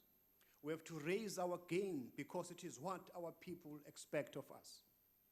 As we undertook the political transformation of our country to reflect the ideals of our Constitution that our people fought for, we adopted a number of policies and programs. As you know, the work of the greater part of the first 2 decades of our freedom is captured in our 20-year review report. While the 20-year review report demonstrated the progress we achieved in addressing the trio challenges of inequality, unemployment, and poverty, we have made less progress in changing the structure of our economy. This in turn impacts on the overall progress we could make in attending to these challenges. Greater efforts are therefore required to broaden inclusion and ownership in the economy. In light of the persisting structural transformation challenges we faced, our government established a National Planning Commission and a new department responsible for monitoring and evaluation in 2009. We created these structures to clear the bushes along the journey, to ensure that our policies impact on the lives of our people, and to accelerate the alleviation of these trio challenges. In pursuit of our constitutional commitments, we adopted the National Development Plan in 2012 as our long-term vision and plan. The medium-term strategic framework, the MTSF, has translated the NDP into a 5-year plan which spells out the outcomes we seek to achieve in the current 5-year electoral period. It is therefore appropriate in this year, in which we celebrate 20 years of our democratic constitution, that we reiterate our commitment to overcoming these challenges as a state and as a society, including the challenge of the scourge of racism. As you know, the Department of Monitoring and Evaluation and the National Planning Commission were brought under the Polka leadership of one minister in 2014. The task of the new Department of Planning, Monitoring and Evaluation is to provide unequivocal answers to questions we posed. It is expected to guide how, as a nation, we proceed to address our socio-economic challenges and enable government and society to take appropriate action. Some of the key highlights of progress that our monitoring has indicated we are achieving are as follows. On poverty reduction, headcount poverty has been drastically reduced through the social policies of government. For an example, between 2001 and 2011, the poverty headcount in Msinga and KwaZulu-Natal moved from 60% to 37%. And in West Onara in Gauteng, the poverty gap, which measures intensity, dropped from 47% to 45%. On education and skills, post-school enrollment has increased steadily, although it remains skewed towards universities. Over 969,000 students were enrolled in public higher education institutions in 2014, which reflects good progress towards the target of enrolling 1 million students by 2019. The racial composition of students has changed, with more black students being enrolled.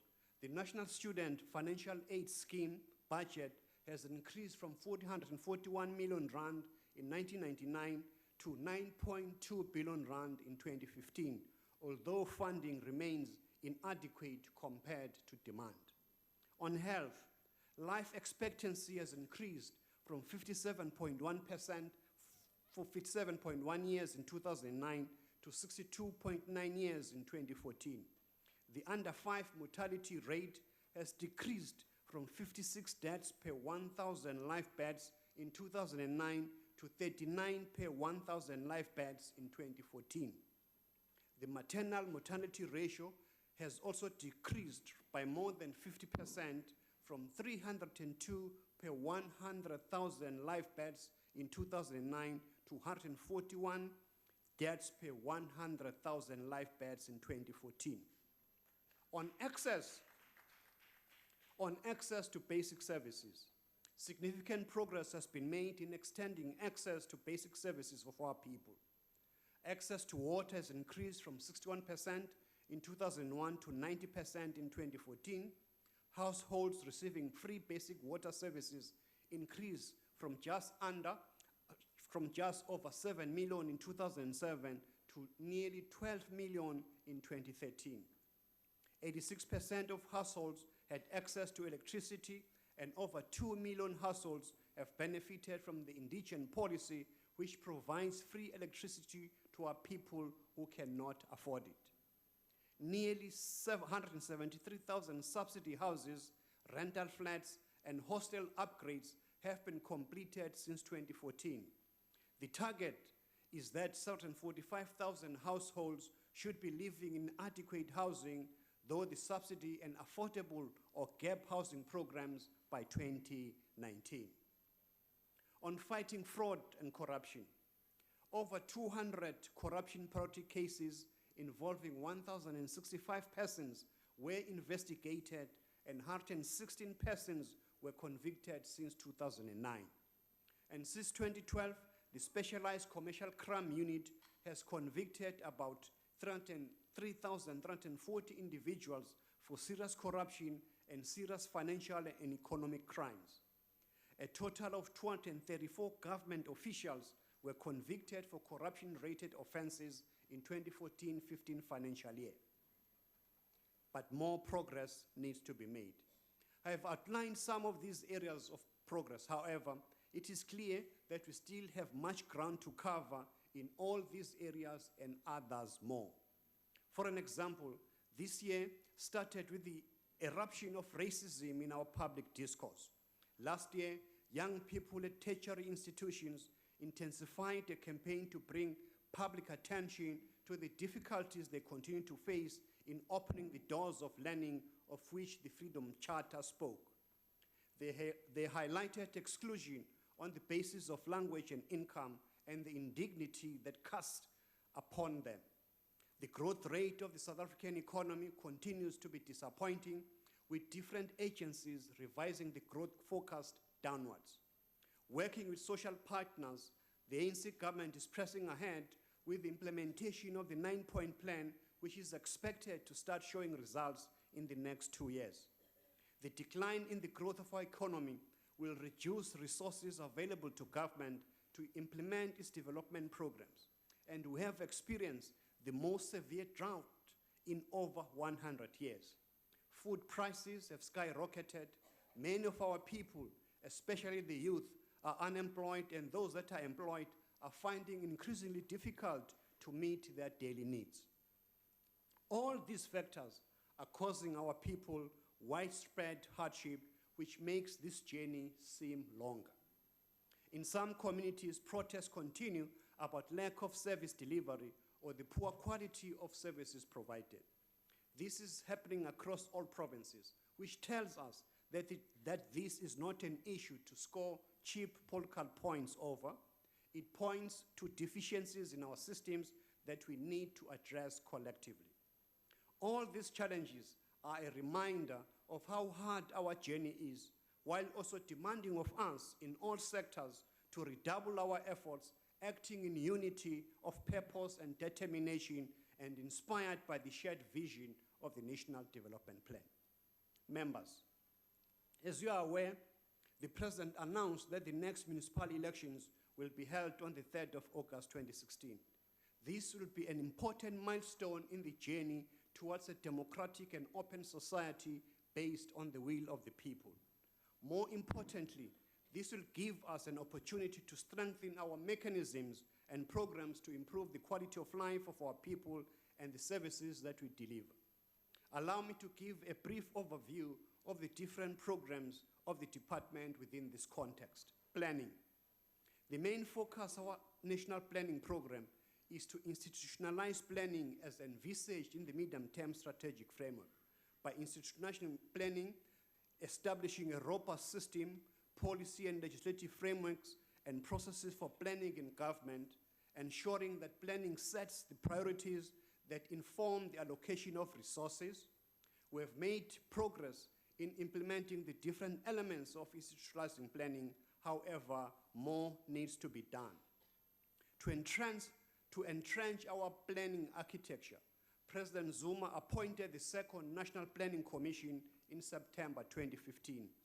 The mandate of the commission, amongst others, is to promote and advance the implementation of the NDP across the different sectors of society, to facilitate stakeholder engagements aimed at forging a social compact towards more effective implementation of the NDP, contributing to the development of international partnerships and networks on national planning.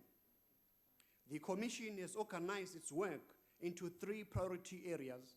1, proposing new and strengthening existing measures aimed at enhancing the quality of life of South Africans. 2, investigating and proposing ways to ensure our country has expanded, inclusive, efficient, and fairer economy. 3, undertaking research and engaging institutions responsible for developing and engaging the citizenry to actively participate in the implementation of the NDP. The Commission will play also a think tank role and advise government on a number of development challenges. Through intensified stakeholder engagement, the Commission will mobilize members of society to play an active role in the implementation of the NDP. On Friday this week, on the 22nd of April in Johannesburg, the National Planning Commission will address a media conference to elaborate on its plan of action. Research. Research is a very important part of our work.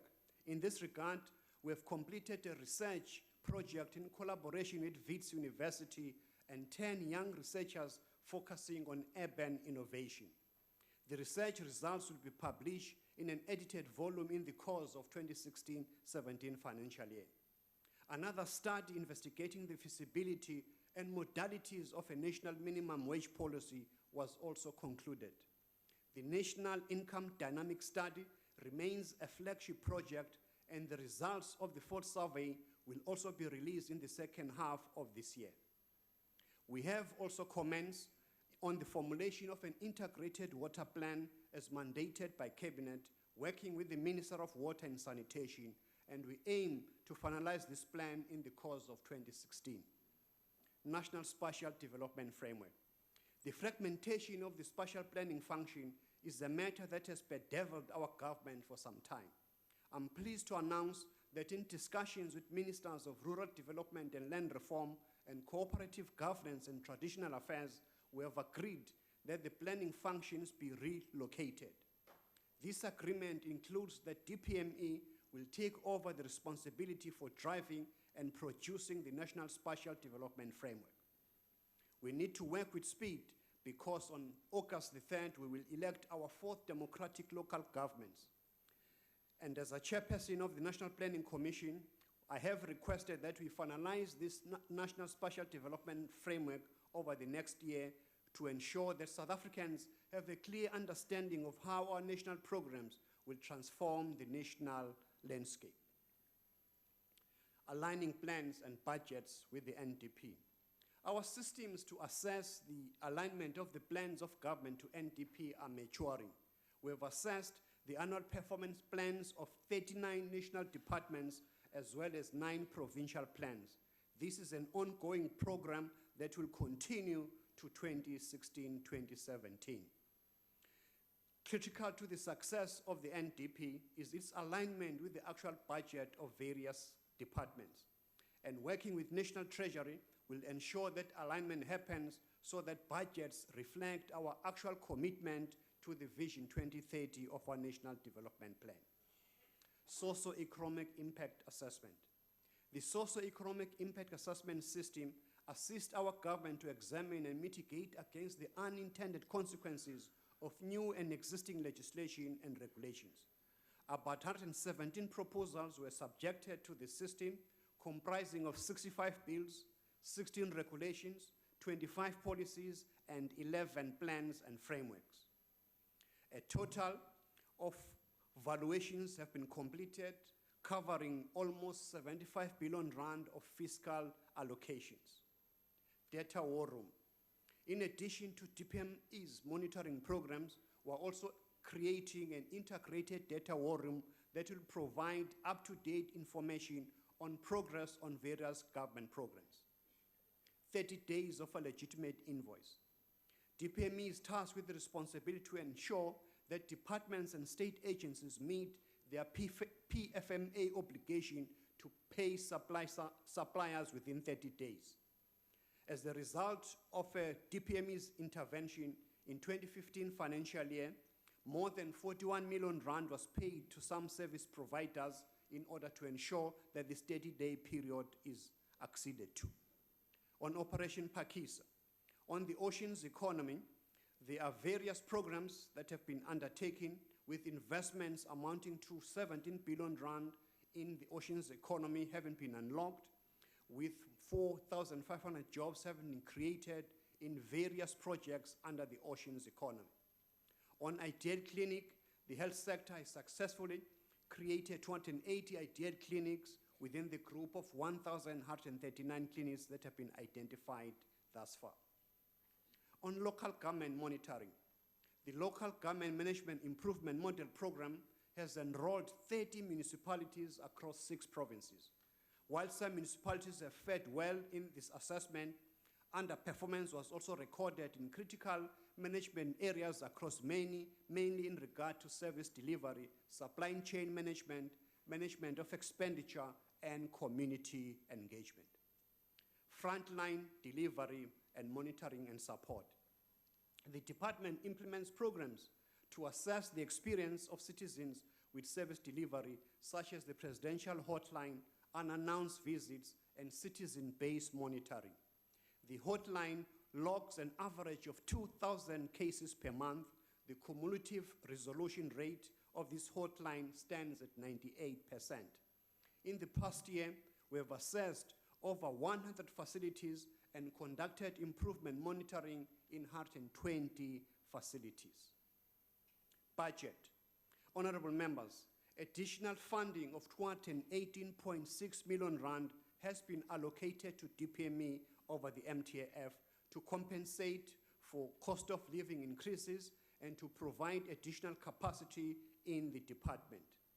It is worth mentioning that the department has obtained clean audit opinions for the previous 3 financial years. The audit for 2015 is underway, and we are very positive that it will again provide us with a clean audit report and good governance. I would like at this point, members, to take this opportunity to thank our Deputy Minister Manamela for his support in implementing the mandate of the department over the past year. We have benefited immensely from our ongoing interactions with the Portfolio Committee, and I would like to take this opportunity to thank the chairperson, the Honorable Mabe, and members of this committee. My gratitude also goes to the members of the National Planning Commission for their expert advice on matters of national planning.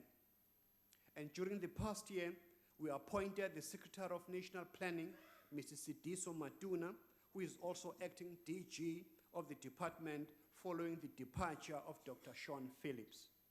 I thank him most sincerely for his service in managing and leading the department, working, of course, together with executives and officials of the department. Finally, I would like to thank my family, my wife Bridget, and my children for their support, on which I know I can always rely. In conclusion, let me end where I started. On this occasion of a year in which we celebrate the 20th anniversary of the Constitution, it is pertinent that we remind ourselves that we are on a journey towards a better life for all our people. It is true that we are currently experiencing challenges on a number of fronts. These are the bushes we need to clear in order to proceed with that journey. We dare not take our eyes off our destination to a society where the potential of all South African has indeed been freed. We take this opportunity to recommit ourselves to the founding values of our constitutional democracy. It is a commitment to the creation of the kind of society antithetical to what former President Mandela called a skunk of the world. I therefore, in conclusion, ask this Honorable House to support the 2016-2017 budget of the Department of Planning, Monitoring, and Evaluation, and I thank you. Thank you, Honourable Minister. The next speaker is the Honourable Mabe.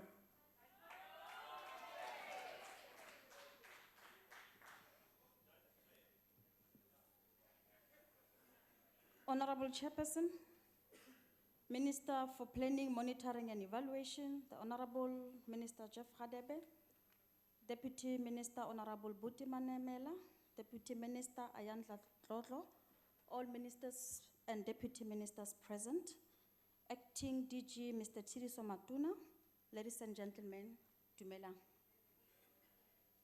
Honorable Chairperson, allow me to extend our deepest heartfelt condolences to the families of the ANC members who lost their lives this past weekend.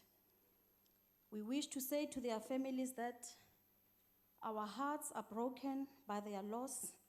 We pray each day that their hard time passes away and that God gives them the strength to face this existing pain. And we wish a speedy recovery to those who were injured.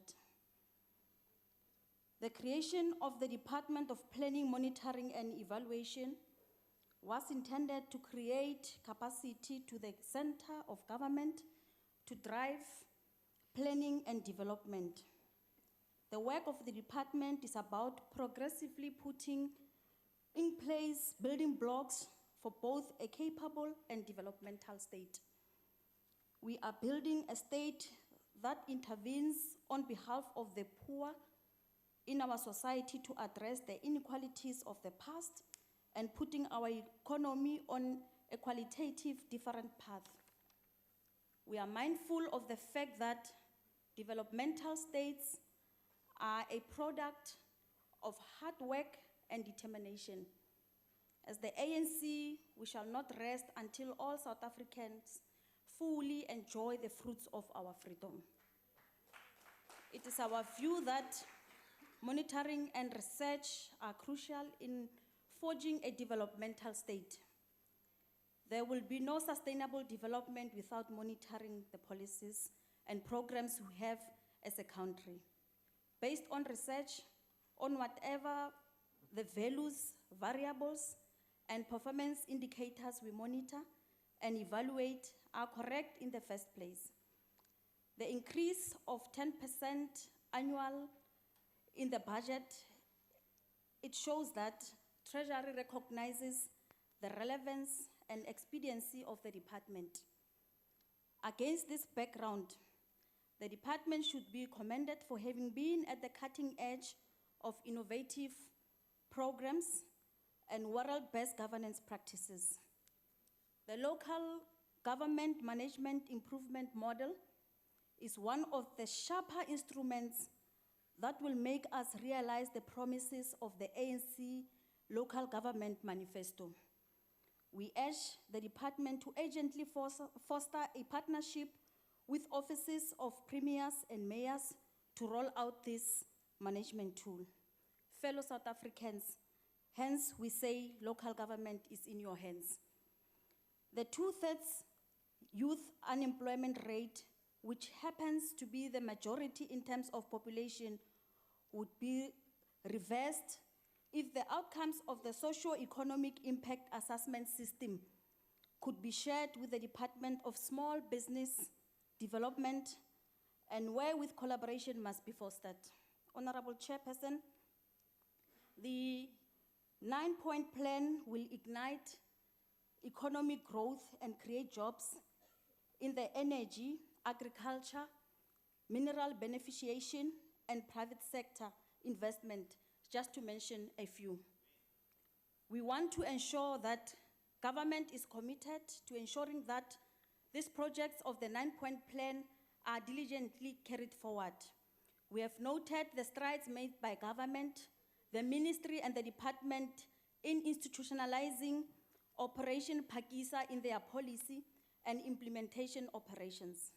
Since Operation Phakisa has a potential to generate 177 billion rand annually in the oceans economy alone, we are persuaded to believe that there is a good story to tell and that communities and the society at large should take the ANC government into their confidence. The job opportunities created will help poor families, skilled and semi-skilled labor to access employment. We thank the Honorable Minister Jeff Radebe for ensuring that this flagship operation is realized on behalf of our government. Government must be assessed on the delivery of these projects when it comes to growth of the economy and the functioning of the public service. We appreciate the work so far done by the department in raising the sensitivity and the agency of paying service providers on time. To date, we can confirm that the backlogs have significantly dropped down. A resolution rate of 75% by the presidential hotline marks the highlights of government success in responding to the needs of our people. We appreciate the president at po.gov.za, an email address where the hard of hearing communities can raise their challenges and queries. We urge the department to introduce the voice-dialed hotline as well as other forms of hotline in order to cater for people with different disabilities. The significance of Memorandum of Understanding with the Limpopo Department of Agriculture to support youth-owned cooperatives in the agricultural sector by the NYDA should be cascaded to other provinces. Also, the signing of the Memorandum of Understanding with the Namibian Youth Service should be extended to other regions in the continent. The committee notes the manner in which the agency has restructured its organization, among other things, and managing the high salary bill through offering severance packages to those employees who could not fit in the new organogram. We commend the NYDA's refocus on reprioritizing of the budget towards delivering the quality of services to the youth. Honorable Chairperson, our mandate remains focused on giving direction on both interpretation and implementation of the National Development Plan. Honorable Chairperson, the ANC supports the budget vote. I thank you. Thank you, Honourable Member. The next speaker is the Honourable Mutau. Honourable Chair, the DA aligns itself with the condolences expressed to the victims of the bus accident. Tragic, unfortunate, sorry. Deputy President, Minister, Deputy Minister. On the 13th of November 2014, the DA warned from this very platform that the Department of Planning, Monitoring and Evaluation had embarked on a rapid expansion exercise. We indicated that the Minister in the Presidency, Honorable Jeff Hadebe, had requested National Treasury to increase the department's annual budget by more than 600 million rand to more than 1 billion rand over the medium term to end 2017-18. The DA warned then that this smacked of empire building and would only serve to deepen the ANC's crony network for cadre deployment. As matters stand today, the departmental spend is projected to increase from 749 million rand 2015-16 to 994 million rand by 2018-19. This is just a few rand from the short, magical 1 billion rand budget we suggested the minister was gunning for. There is a sharp budget increase in Program 4, that's National Planning, which has jumped from 82 million rand to 103 million rand for 2016-17. The number of permanent posts in the department is set to increase from 372 2015-16 to 490 in the medium term.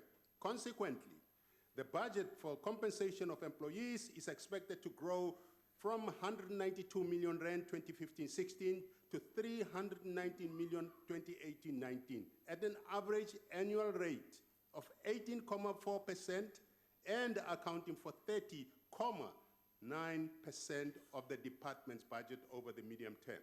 This is truly amazing at a time when the Minister of Finance has appealed for serious cost cutting across all national departments. The DA remains unconvinced about the need for a DPME. Line function managers in the various government departments should routinely monitor and evaluate the performance of their departments.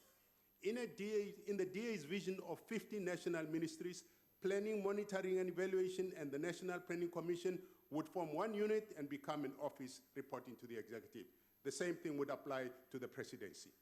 We would do this because we hold the view that a symptom of power and unchallenged majority rule, a tyranny, is the growth in corruption and patronage within government, and it is this that the DA believes is primarily responsible for both the massive size of the public sector and the related bloated cabinet.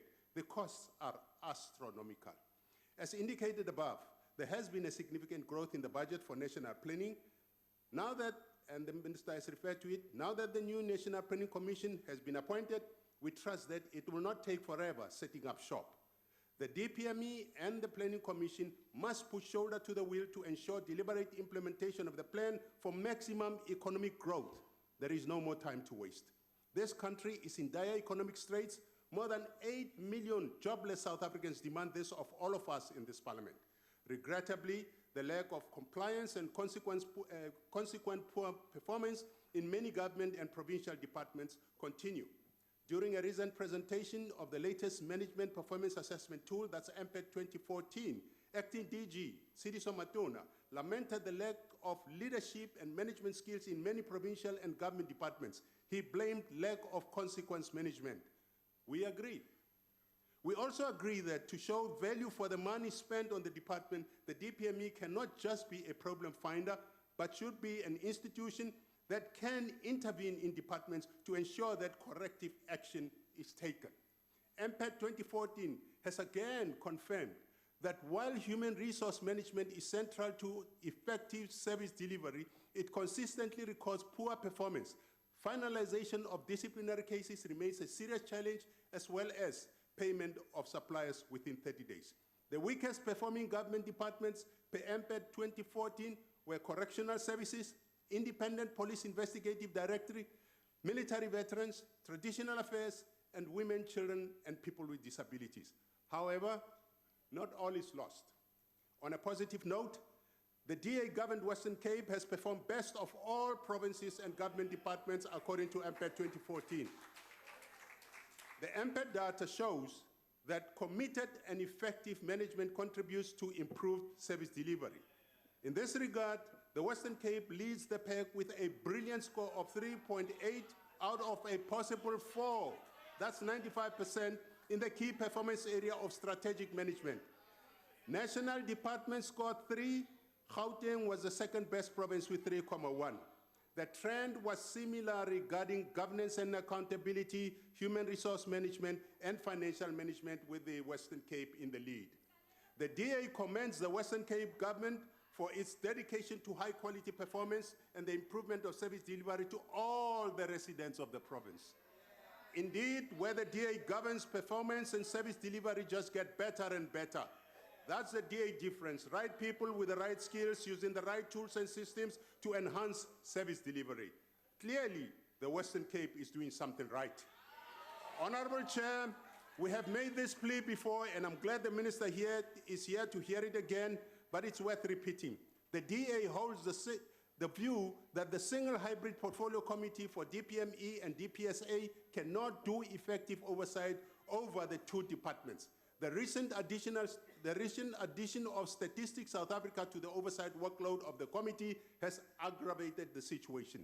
This was starkly highlighted last week when the articulated committee had to rush the adoption of the budget reports of the DPME and Stats SA because there is a serious problem in the portfolio committee secretaries. Check it out. Indeed, as I have pleaded before, if the two departments are important enough for each to have a minister, a deputy minister, and loads of programs, then each of the departments must be important enough to have a dedicated portfolio committee. We believe the oversight work of members of the portfolio committee to hold the executive and their departments truly accountable is impacted negatively by this inefficient and clearly unfair arrangement. Thank you. Thank you, Honourable Member. The next speaker is the Honourable Mente.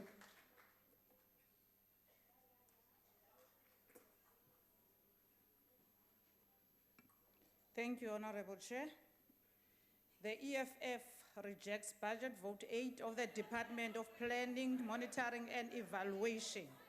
And it is for the same and known reasons we have raised in the committee during the consideration of the budget vote and the meetings before the adoption. And to Mr. Minister, through you, Chair, when you thank this committee, you must equally attend it to realize that it's non-existent.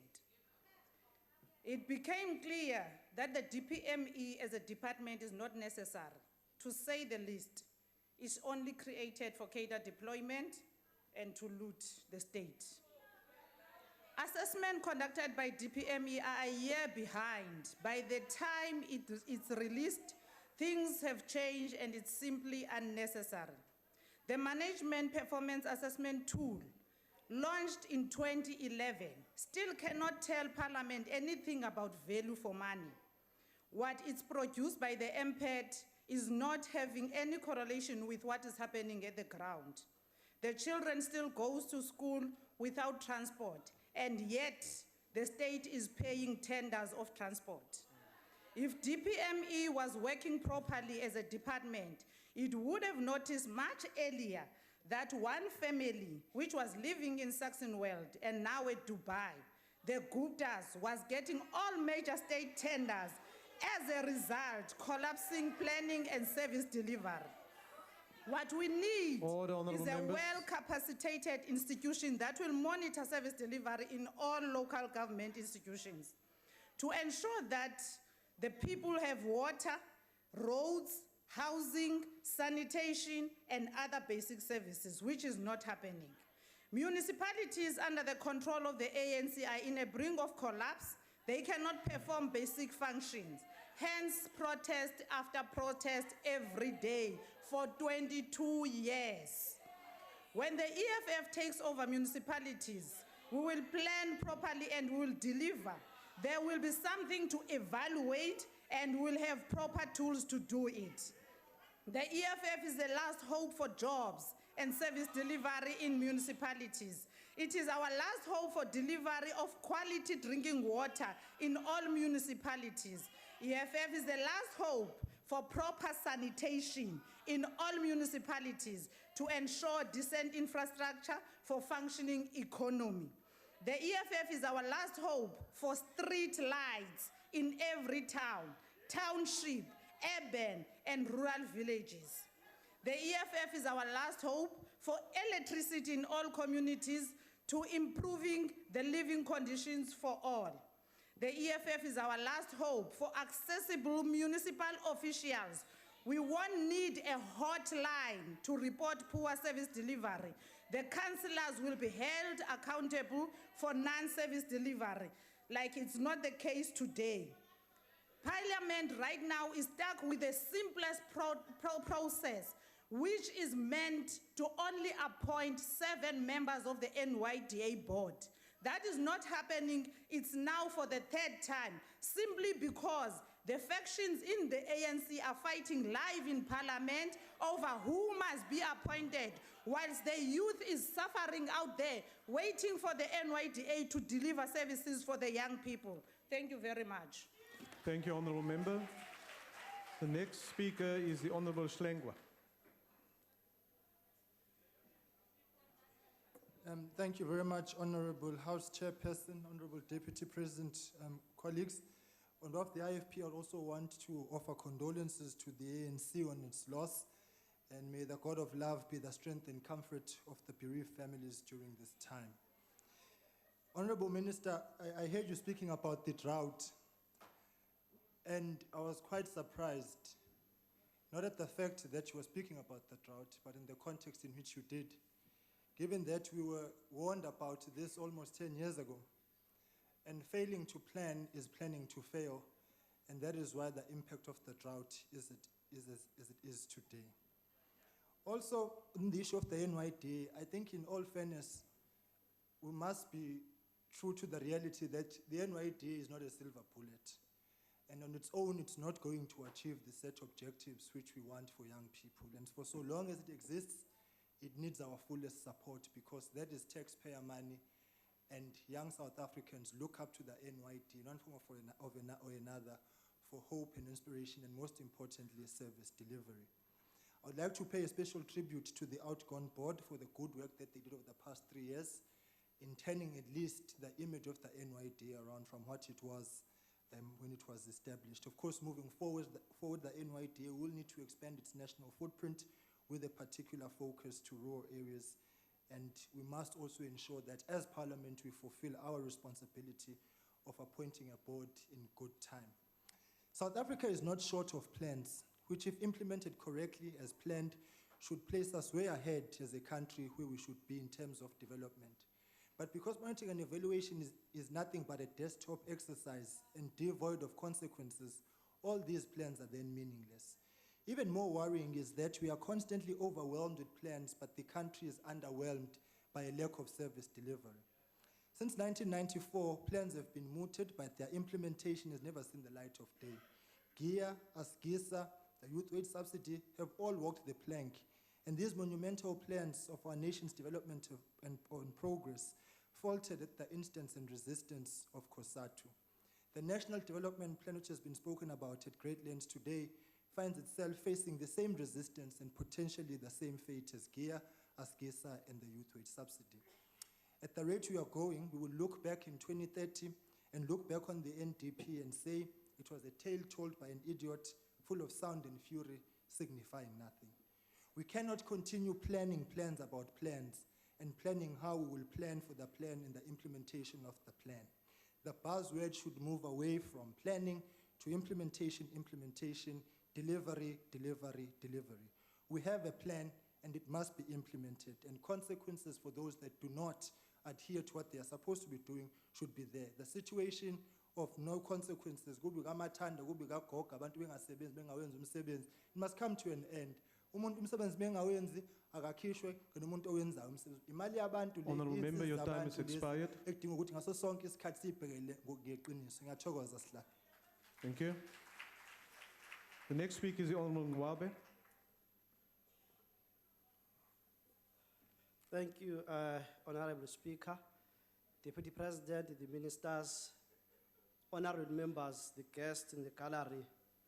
Mhlampe sekela mongameli egameni le-NFP nama ngidlulisa amazwi enduduzo emndenini wonke wakwaKhongolose nemindeni yonke elahlekelwe ngempelasonto. Sibhlungu kanye nani, nilale ngenxeba, uJehova ukhona. The overall budget allocated to the Department of Planning, Monitoring and Evaluation in 2015-16 financial year was 754.2 million, and this allocation was significantly increased to 827.7 million in 2016-17 financial year. One of the expenses contained in the report and which has caught our eye is the compensation of employees in the department. The budget for the 340 permanent posts is 192.3 million, giving us on average an annual salary of 565,588 or 47,132 per month. It doesn't seem exorbitantly high and certainly much higher than what is found in other departments. This amount is set to increase to 319 million in 2018-2019 and account for 30.9% of the budget's overall of the department's overall budget. The NFP believes that this allocation is excessive, considering the great need which could have been served elsewhere within the budget of the department. The NFP questions why, if the Department of Planning, Monitoring and Evaluation is considered to be performing very well, the turnaround time for payment of money is owed by the state departments and other state institutions still falls short of the prescribed turnaround time. This lack of adherence to legislative prescriptions is causing untold misery to small businesses and in many instances crippling them financially. We believe that the department can do more to ensure compliance among state departments and other institutions to address this shortcoming. The NYDA has been allocated 415.1 million and set to increase to 472.7 million in 2018-2019. Yet the figures quoted yesterday by the Statistician General, Mr. Yellowman, or Yellow Suit, shows that unemployment among our youth aged between 15 and 35 stand at more than 35%. In hard figures, that translates to 3.4 million unemployed young people out of total of 5 million unemployed people in South Africa. More alarming and equally heartbreaking is the finding that exposure to hunger in this group is increasing. Honorable Chair, it doesn't take a rocket scientist to figure out that unemployment rate among our youth and the abject poverty which accompanies it is a ticking time bomb of discontent that is smoldering and will at some time soon come to outbursts that would shake the country to its foundation. Honourable Member, your time has expired. The NFP would like to having our reservations but supporting the budget. Thank you. Thank you, Honourable Member. The next speaker is the Honourable the Deputy Minister in the Presidency. Thank you very much, Honorable Chairperson, Deputy President Cyril Ramaphosa, Minister in the Presidency for Planning, Monitoring and Evaluation, Minister Jeff Khadebe, and other ministers and deputy ministers, honorable members. This year we celebrate the 40th anniversary of June 16, 1976. The Soweto uprising saw brave young men and women being butchered by the apartheid regime. Dogs and guns against stones and song, courage against brutality. This is the courage, honorable members, which we must continue to show as we deal with developmental challenges. We celebrate those brave young heroes and heroines from Soweto, from Guguletu, Nyanga, from Kredok, and the length and breadth of South Africa. Their sacrifices have led to this democratic society. We must never forget. We note the social profile of youth report released by Statistics South Africa yesterday, and were encouraged by the decline in the number of young people living below the poverty line. But there are too many youth social profile indicators that we're worried about, including employment, effects of crime, the poor uptake of entrepreneurship, and the effects of infectious disease. We will use this report to strengthen our youth development intervention as we implement the National Youth Policy 2020, whilst targeting the most vulnerable amongst young people. The work of the Presidential Task Team on the creative industry continues, and the task has extensively engaged with stakeholders across the creative industries, and their valuable input has helped to shape the intellectual property draft legislation by the Department of Trade and Industry. Last year, honorable members, I stood here and talked at length about the new National Youth Policy 2020, and I mentioned the 5 pillars, which includes enabling economic participation and transformation, facilitating education, skills development and second chances, healthcare and combating substance abuse, facilitating nation building and social cohesion, and also optimizing the youth development machinery. I'm pleased to announce that the policy is being implemented and monitored at the highest level of government. Our approach as government, and in agreeing with some of the speakers, is that youth development must be the business of each and everyone in government, and not only the National Youth Development Agency. And thus, every government department is required to factor in their annual performance plan and, broadly in government's medium-term strategy framework, the implementation of the National Youth Policy, so that we're able to address some of the issues which were raised yesterday and some of them which we've already and always known as presented by the Statistician General. Workstream comprising of business, civil society, and government departments were set up in each of the 5 priority areas to ensure that we partner with youth organizations and young people in general in the implementation of the National Youth Policy 2020.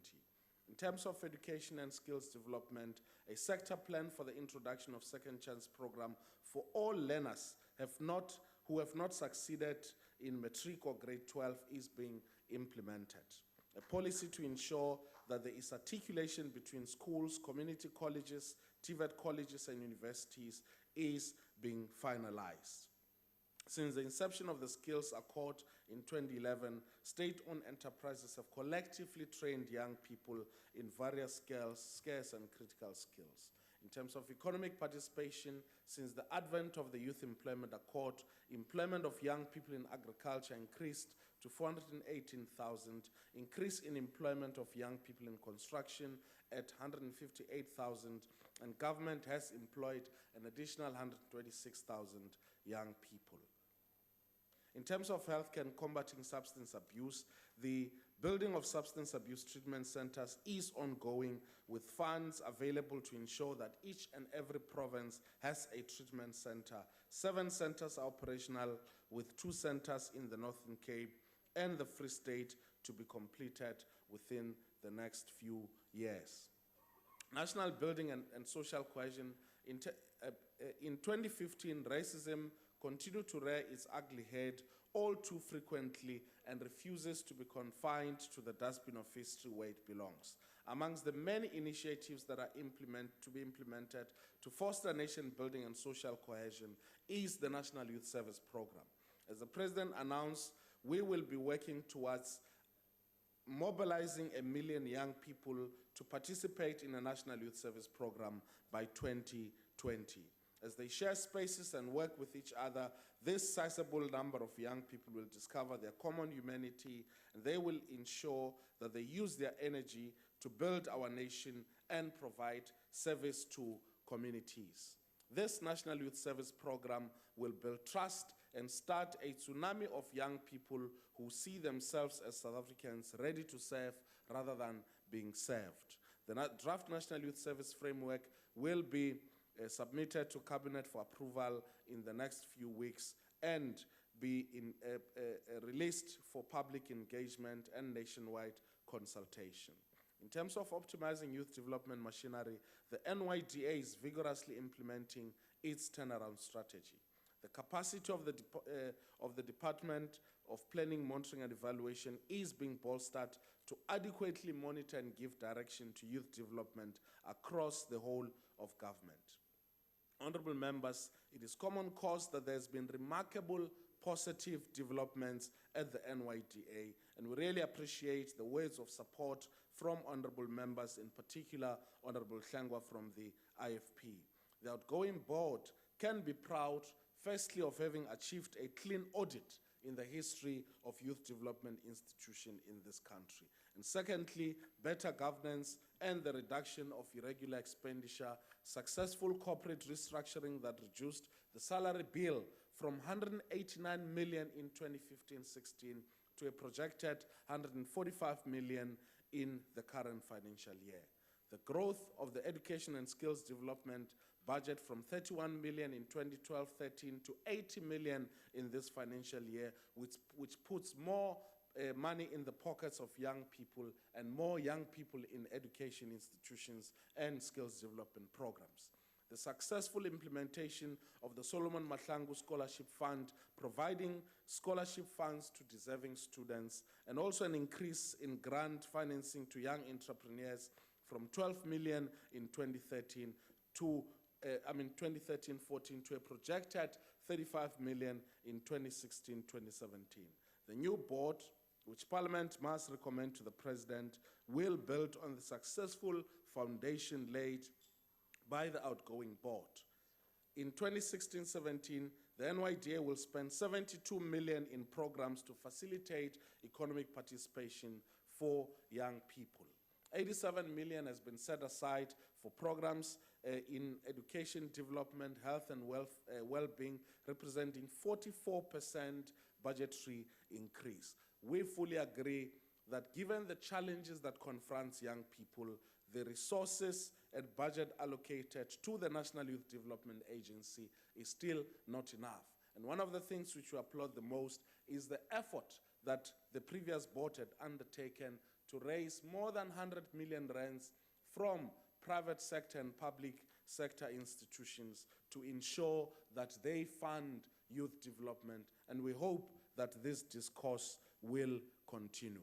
We will persuade more stakeholders to join us in driving our youth development vision as highlighted in our National Youth Policy 2020, a South Africa envisioned in which young people and their organizations do not only enjoy and contribute to their full social, political, and economic potential, but also recognize and develop their responsibilities to build a better life for all, close quote.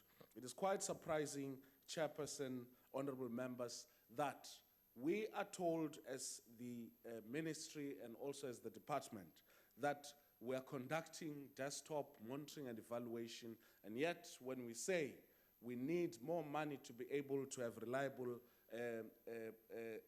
monitoring and evaluation, we're told that we're bolstering egos. It is quite surprising that we are told that we're unable to enforce legislation for the 30-day payment of departments, and yet when we say we need more money for us to have human capital and resource to be able to follow up on this thing, we are told that this is unnecessary expenditure. It is quite surprising that when when we are told that our monitoring and evaluation has got absolutely no consequence and all of that, and we say that we need more human resource to be able to monitor and ensure that consequences are implemented in terms of non-implementation of the NDP. We are told that we are involved in a wastage exercise. It's quite surprising Honourable that Deputy when Minister, we're supposed to ensure your time that has now there is the expired. implementation of the National Development Plan, we are told that we're involved in unnecessary. This is the kind of logic Honourable that the Deputy opposition Minister, your always time is pursues. expired. Thank you. The next speaker is the Honourable Nieuwe Droegen.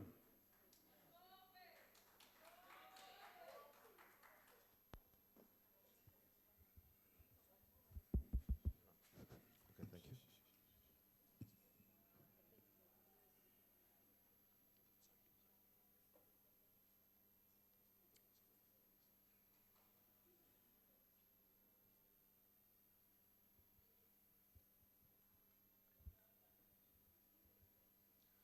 Honourable Chairperson,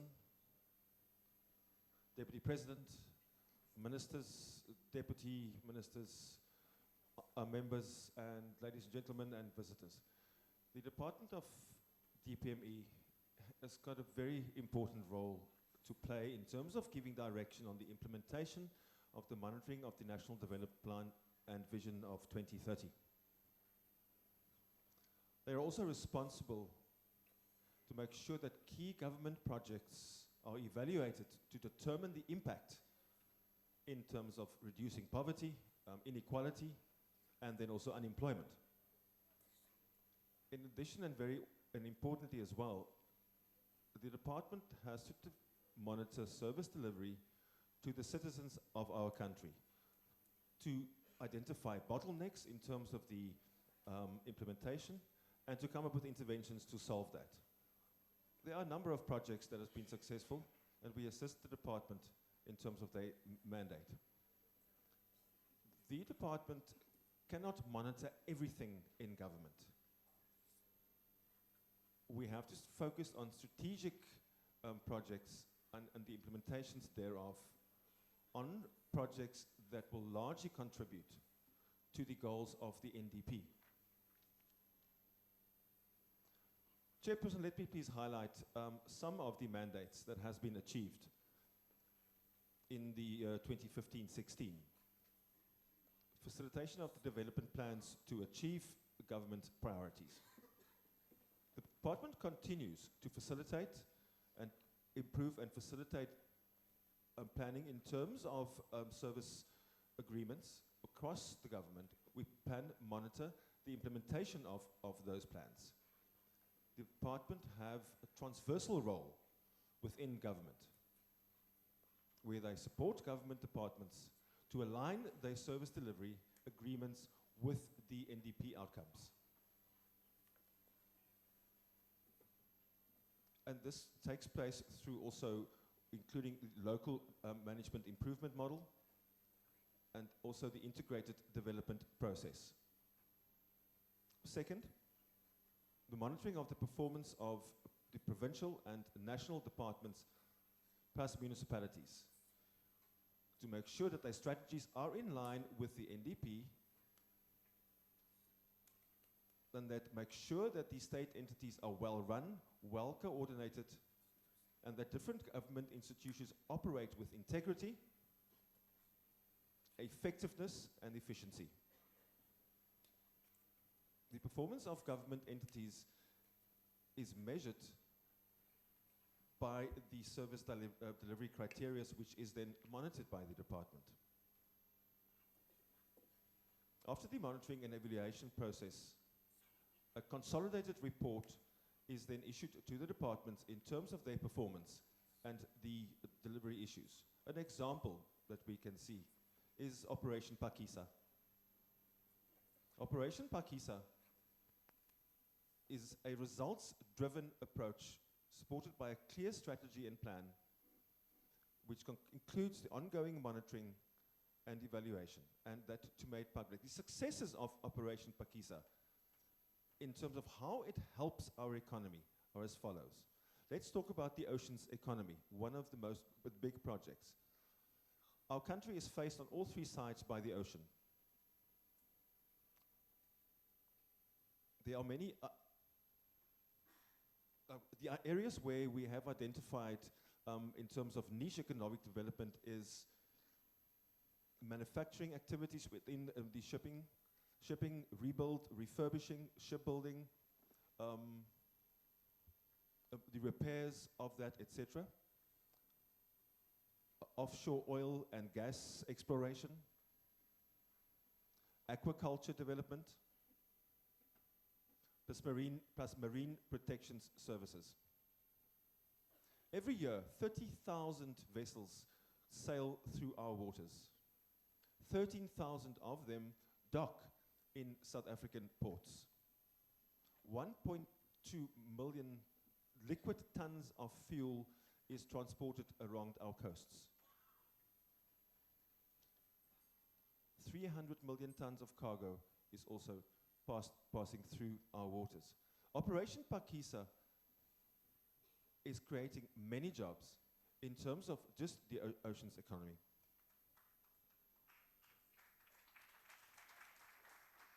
Then moving on to the presidential hotline. It was introduced by the president to allow the public to log in service delivery complaints or then concerns with the president's office. The hotline has now moved to the Department of Planning, Monitoring and Evaluation. All calls on the number 17737 is screened, and the general inquiries and then screened to a process where it is resolved. These calls are all logged in a log sheet. They've got a tracking platform. The callers also receive a reference number in terms of their call that was logged. The committee noticed that the turnaround time to respond to any hotline complaints has improved. 111,751 calls have been recorded. Of that, 84,700 has been dealt with and resolved. 70% of those were complaints, 27% inquiries, and 1.8% were encouragement or then just comments. The resolution rate shows the success of this, which is 75%. I did ask the question when the department was at the committee, how, as I'm a deaf South African, how do deaf South Africans have access to that? Because obviously I cannot make a voice call. The department did inform me and us, the committee, that the hotline also has an email address, so that deaf citizens can access that service with their complaints, concerns, and or comments. I'm happy, honourable members, to report that I checked it myself. I sent an email, and I received an email response back from them. So it's working. The mandate of monitoring frontline service delivery mechanisms and frontline service delivery, well, the monitoring of those projects, we have had several, or the department had several achievements.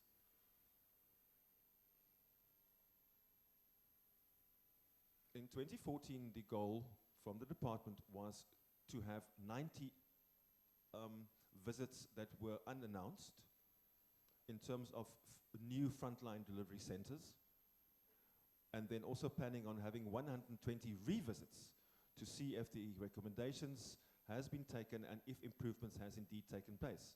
123 visits was made to new facilities, and 124 revisits were made. An analysis of these visits points to the following, that over 65% of the facility managers acted on the recommendations, which is an improvement. The others, unfortunately, we still have a culture of problems, inability to solve problems, and there needs to be work done on that. The committee has encouraged the DPME to acquire additional resources to make sure that the frontline service delivery is properly managed in terms of the monitoring and evaluation thereof. And that we also take into account the citizen-based evaluation and monitoring in terms of service satisfaction.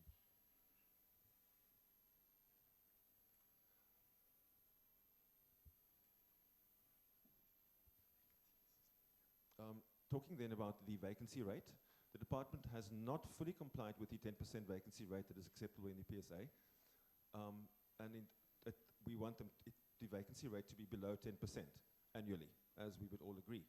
The committee highlighted the importance that the filling of these vacant positions, number one, is a priority. Number two, it is very critical to the organizational effectiveness and efficiency of the department. The committee also recommended that within the recruitment process, people with disabilities, and in particular women as well, must be prioritized in terms of filling those positions. We asked the committee to, within 6 months, report back to us in terms of the progress that has been achieved in terms of filling the vacancies that exist currently.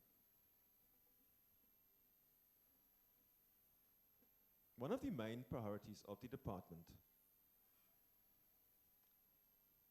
is to make sure that 100% of invoices are paid within the required time of 30 days.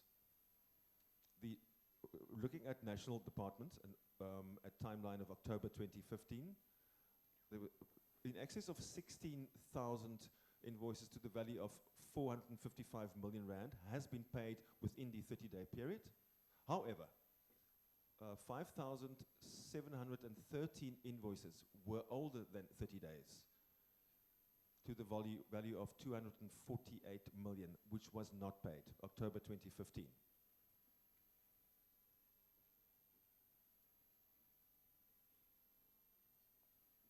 Nineteen departments nationally had no outstanding invoices that were older than 30 days. Again, this is October 2015. Looking at the provincial departments relating to the same issue, 25,492 invoices to the value of 1.2 billion rand was paid within the 30 days.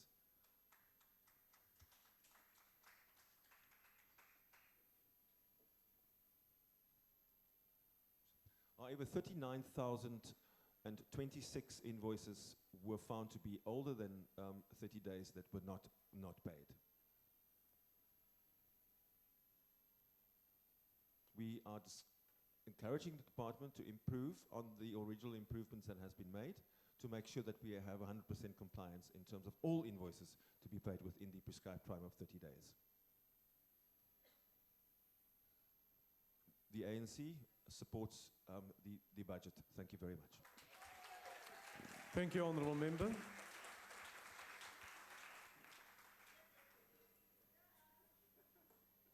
The next speaker is the Honourable Mare.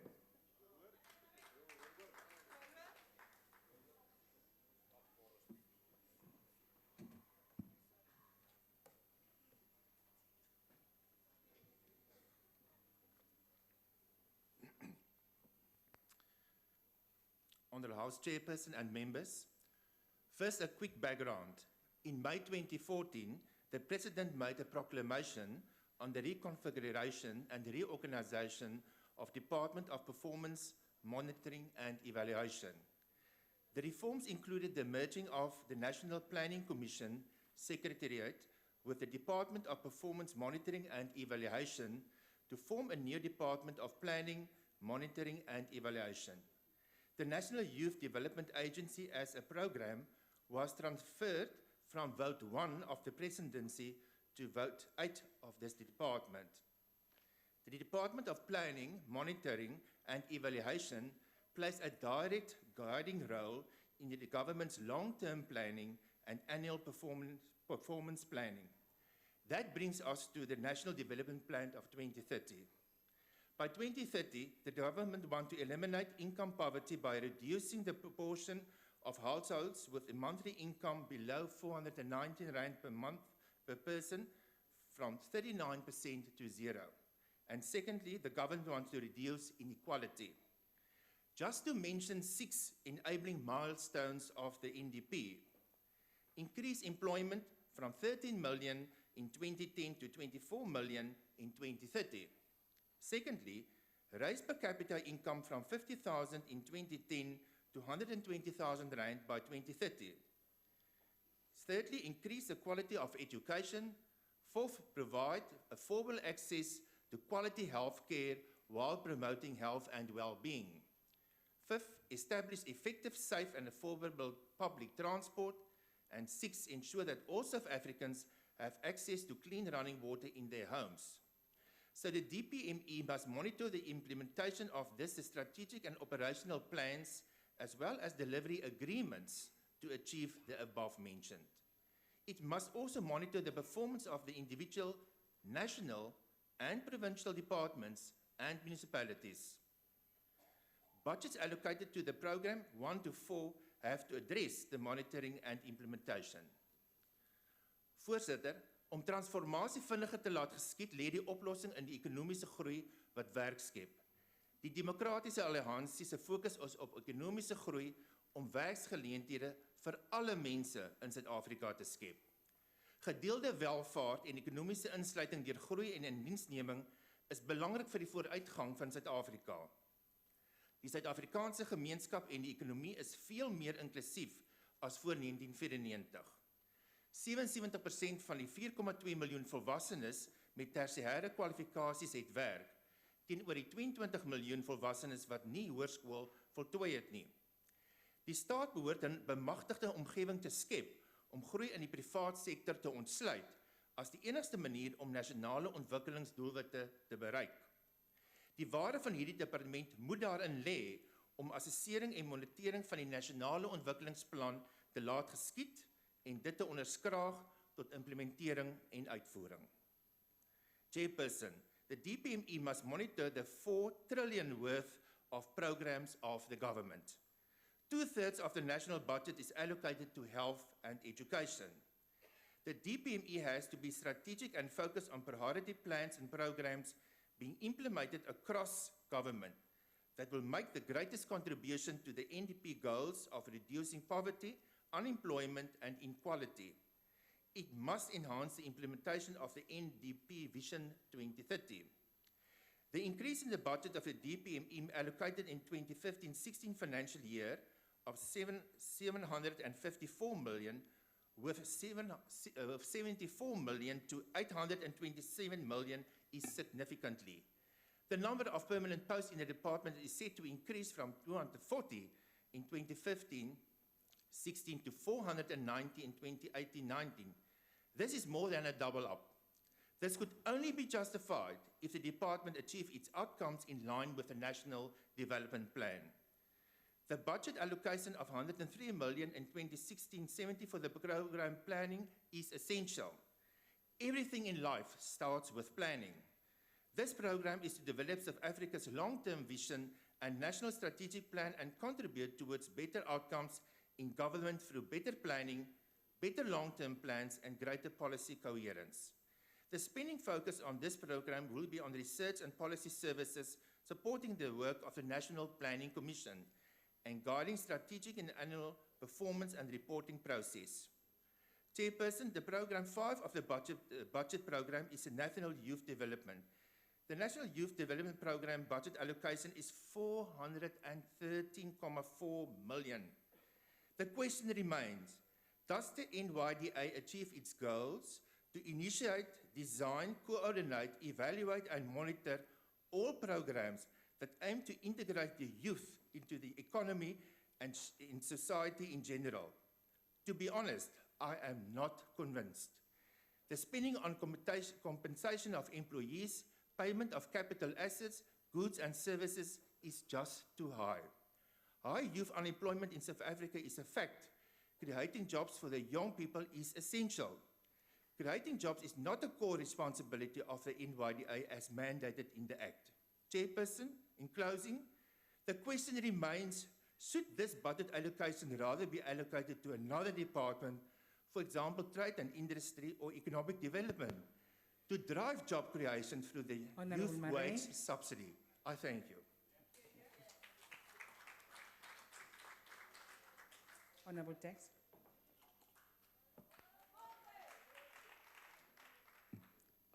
Honorable Deputy President, Comrade Cyril Ramaphosa, Minister Jeff Hartebert, Ministers, Deputy Ministers Present, members of the public, good afternoon.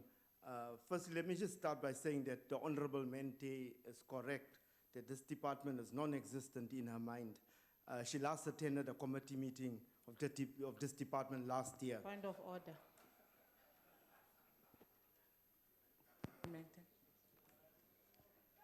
The member sitting right there, who has sold his soul to the highest What's bidder, the point of order, must not Honorable? mislead the House. That's not true. He's the one that never attends the committee. He mustn't come and mislead people here. Okay, thank you very much. Honorable Deck, please Thank you, continue. Madam Chair. The member last attended last year and the member attended last week, Thursday, but she came after the meeting ended. That's the fact that the minutes of the meeting can confirm. Point of order. Honorable Mente. The member here must tell the truth. That committee is non-existent. Honorable It's member. meeting on ad hoc and on an ad hoc basis. Honorable member. Honorable Mente. It meets as and when it suits the... Honorable the- Mente. That's not a point of order. It Honorable is. Deck, He must please not continue. mislead the House. They Honorable- do not meet. Honorable Deck, They please only meet continue. as and when their chairperson wants Honorable to. Mente, please take your seat. Thank you. Thank you. Thank you, Honorable Chairperson. Honorable Chairperson, also before I continue with my input this afternoon, Honorable Chairperson, let me just comment on the statement made by the Honorable Member Mtao from the TA that said at least there is some hope in this country, and the good news is the well-run Western Cape province. So I just would like to say to the Honorable Member and to the Honorable Minister that monitoring and valuation really need to have a look at the Western Cape. The Western Cape municipality took 1.9 billion rand of the national equitable share from the National Treasury and subsidized the rich in the Western Cape. Money meant for the poor in the Western Cape has been taken to subsidize the rich in the Western Cape. And that is the well-run Democratic Alliance. At least Chairperson, on a point of order.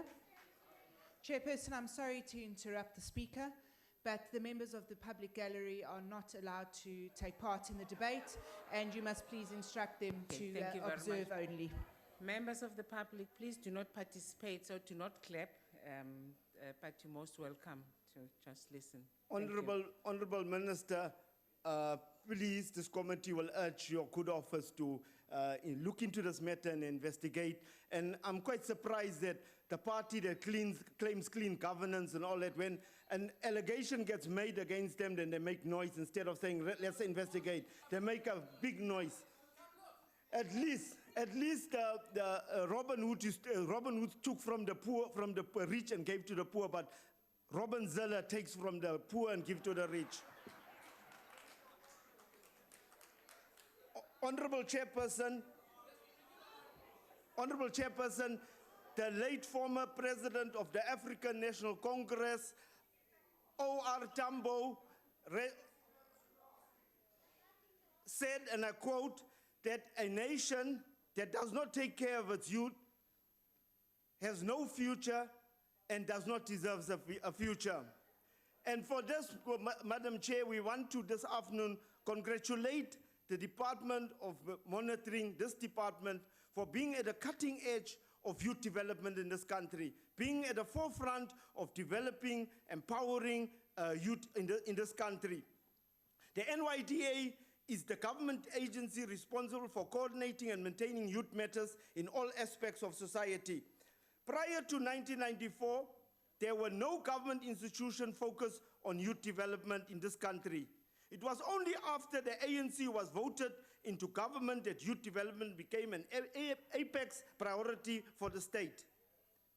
The NYDA has for the last 3 years continued to be on a positive trajectory. Young people are demanding more of the NYDA and not less. They see the NYDA as relevant and a source of hope. Today, the NYDA is a different state entity than what it was in 2010. And we know what happened in 2010, the Uzumbovu Youth Fund. We know the big shot that was involved in it and what happened in that fund. Today, he sits in the opposition benches. In 2010, many were calling for the NYDA to be shut down. Today, many are criticizing the NYDA for not doing more and being more accessible. They want more support from the NYDA, not less. It received the NYDA today, Honorable Chairperson, we can proudly state here today that the NYDA received its first clean audit. And we want to congratulate them for receiving that clean audit, Honorable Chairperson. This newfound integrity of the NYDA must be maintained. It must be maintained. Then, in 2013, the NYDA had more than 130 million rand of irregular expenditure. In 2015, it was almost 0 rand. The NYDA achieved its best ever performance in the last financial year, achievement of 93% of its targets last year. The NYDA must now aim to achieve 100% of its targets as approved by Parliament. Now, every time when we come to this house and we discuss youth development and the programs of government that we have put in place to advance youth in this country, the upliftment of youth and empowerment of youth, then you find on this side of the house that the Democratic Alliance will make the biggest noise. They do not want to listen to what this government is doing for youth development. When we ask for improved budget, for more budget for youth development country, then it's the very same Democratic Alliance that is opposing the African National Congress for improving the budget to develop youth in this country. This very same party. The Business Grant Program and the Solomon Mhlanga Scholarship Fund have benefited thousands of poor youth in this country. Thousands of poor youth have benefited from the Solomon Mhlanga Scholarship Fund. More than 62,000 young entrepreneurs have benefited from the NYDA Youth Entrepreneurship Program. But many still need support. More funding for the NYDA Youth Entrepreneurship Program is needed if we are to reach the youth in need. So we are saying the 62,000 youth have benefited from the Solomon Mhlanga Scholarship. And I think we must just reflect, Chairperson, since it's April, the month of April, and we are speaking about the Solomon Mhlanga Scholarship Fund, I think we should just reflect very briefly on Solomon Mhlanga, because the opposition in this country only knows Nelson Mandela. They don't know the heroes of our struggle. They do not know the people that have sacrificed their lives for this country. On the 6th of April in 1979, Solomon Mhlanga was murdered by the murderous apartheid regime. He was sentenced to death. Order, Chair. Point of order.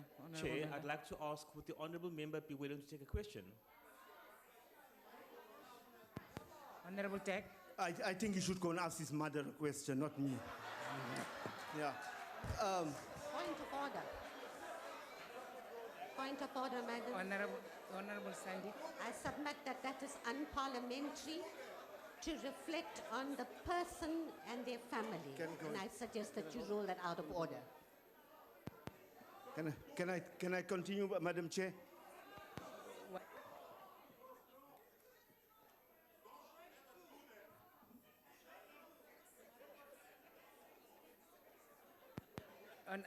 Honourable Chair, please withdraw that.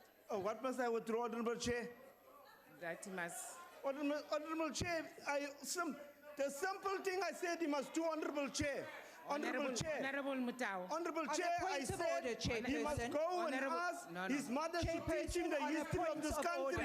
He should ask his mother a question. On a point of order. There's nothing wrong with it. Honourable Chair, please take a seat. Take a seat. There's nothing wrong with it. Chairperson, on a point of order. No, I have You not, have ruled I have not, that the member must Honourable withdraw. Member, I have not noted you. I'm ruling. I have not noted you. Well, will you please note me? Please take your seat. Honourable Mutau. Don't do that. Point at me. Don't point at me. Honorable Mutau, you must never do that. Don't stand and threaten a member. I am going to rule, but you don't do that.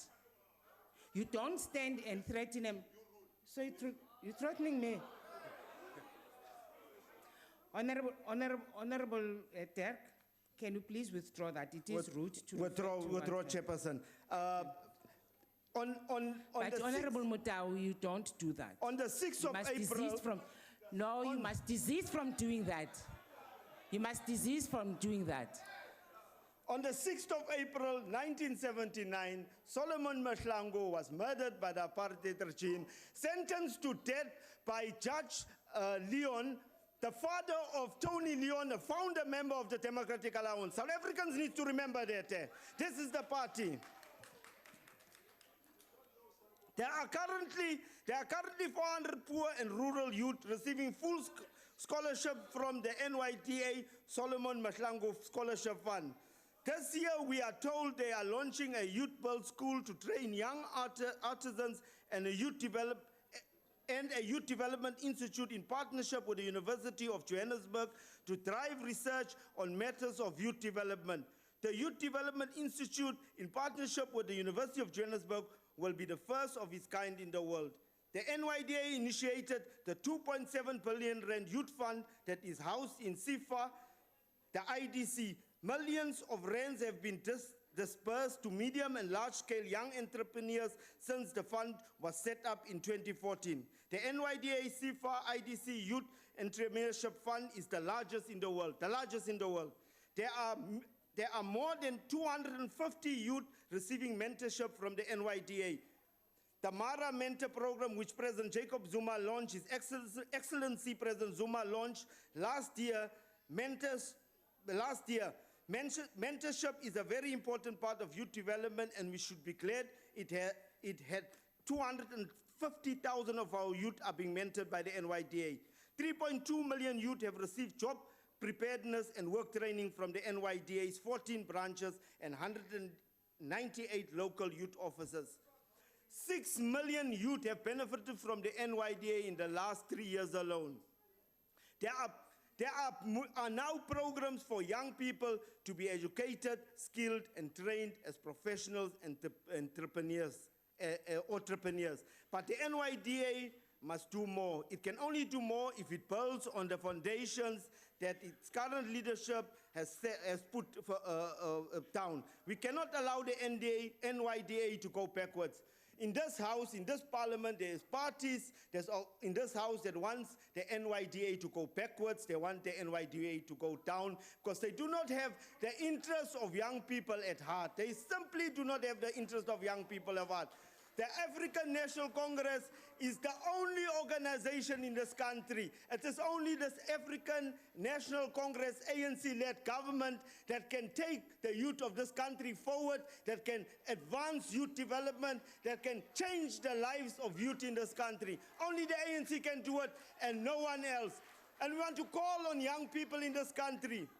We want to call on young people in this country because we hear there's some noises coming from the opposition that the NYDA is not visible in rural areas and in some centers of this country. We want to call upon the young people of this country. If you cannot find the officers of the NYDA, go to your ANC MP's constituency office and you will get help and you'll be directed to the officers of the NYDA. Because the ANC is the only organization that care for young people in this country. And we want to call upon young people in this country to swell the ranks of the African National Congress, to take their future in their own hands, and to lead development in this country and forget about the Democratic Alliance. Thank you, Chair.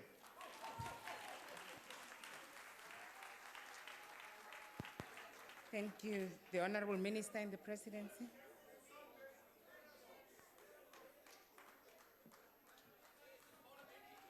Thank you, Madam Chairperson, Acting President and Deputy President Ramaphosa.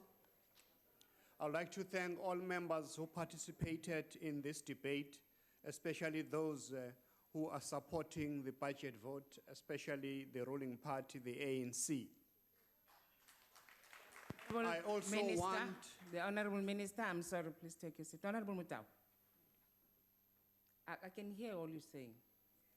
You will fuck him. Don't do that, Honorable. We are old enough. Please don't do that. Can we behave like Parliament or Honorable and On keep a the point of decorum order, of this please, House? Chair. Yes, Honorable. Chairperson, may I rise on a point of order? Yes. Chairperson, you have made a very serious allegation against a member of the Democratic Alliance. He most certainly did not utter those words. And unless you can prove, Chairperson, that he uttered those words, I would submit to you that you should apologize to my member, failing which I will be forced to file a complaint against you with the Chair of Chairs. You can go and file a complaint, and Honorable Mutau, didn't you say that? Why do you...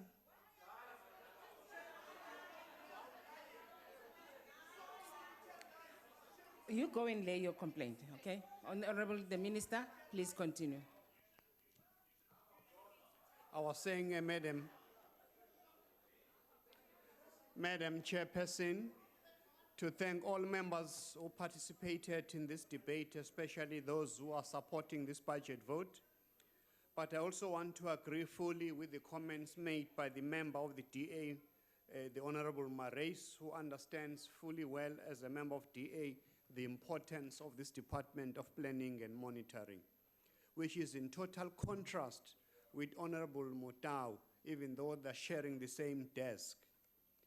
Just for your education, Honorable Mutau, this department is very important in the system of government. Let me just take few issues. Take Operation Pakisa. Since the president initiated this Operation Pakisa, which is a big, fast results, about 3 years ago, government as a whole no longer operates in silos. We work as an integrated government of the Republic of South Africa. With Operation Pakisa, especially of the oceans economy, many government departments, they are working as a collective. Look at the lead department in marine transport and manufacturing transport. They don't work alone, but they work with other government departments with the specific purpose of ensuring that we are able to utilize the oceans economy to the best we can. On aquaculture, the Department of Agriculture works with various government departments to ensure that this aquaculture can give the results that we require. Mineral resources, in terms of drilling, about 30 wells for offshore oil and gas. They also collaborate with other government departments. So is the lead Department of Environmental Affairs. I'm mentioning this to highlight the point because the DPME is a coordinating department in terms of this initiative of Operation Pakisa. So if you were able, and Mutau, watch television on the 8th of April in Port Elizabeth, you will see how excited the people of Nelson Mandela Bay when the president was launching the oceans economy. The tent and marquee was so packed, it was packed to the rafters.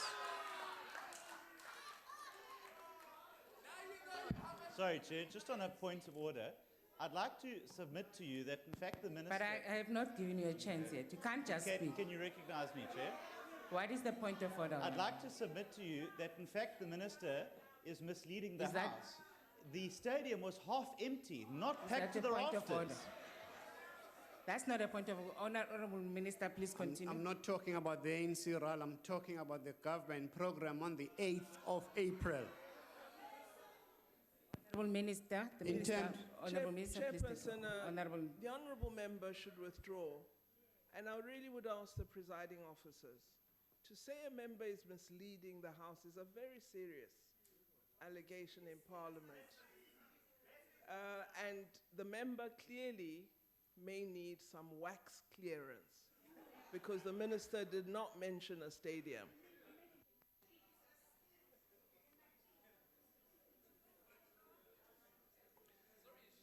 Just this morning, Yes, Honorable Minister, please continue.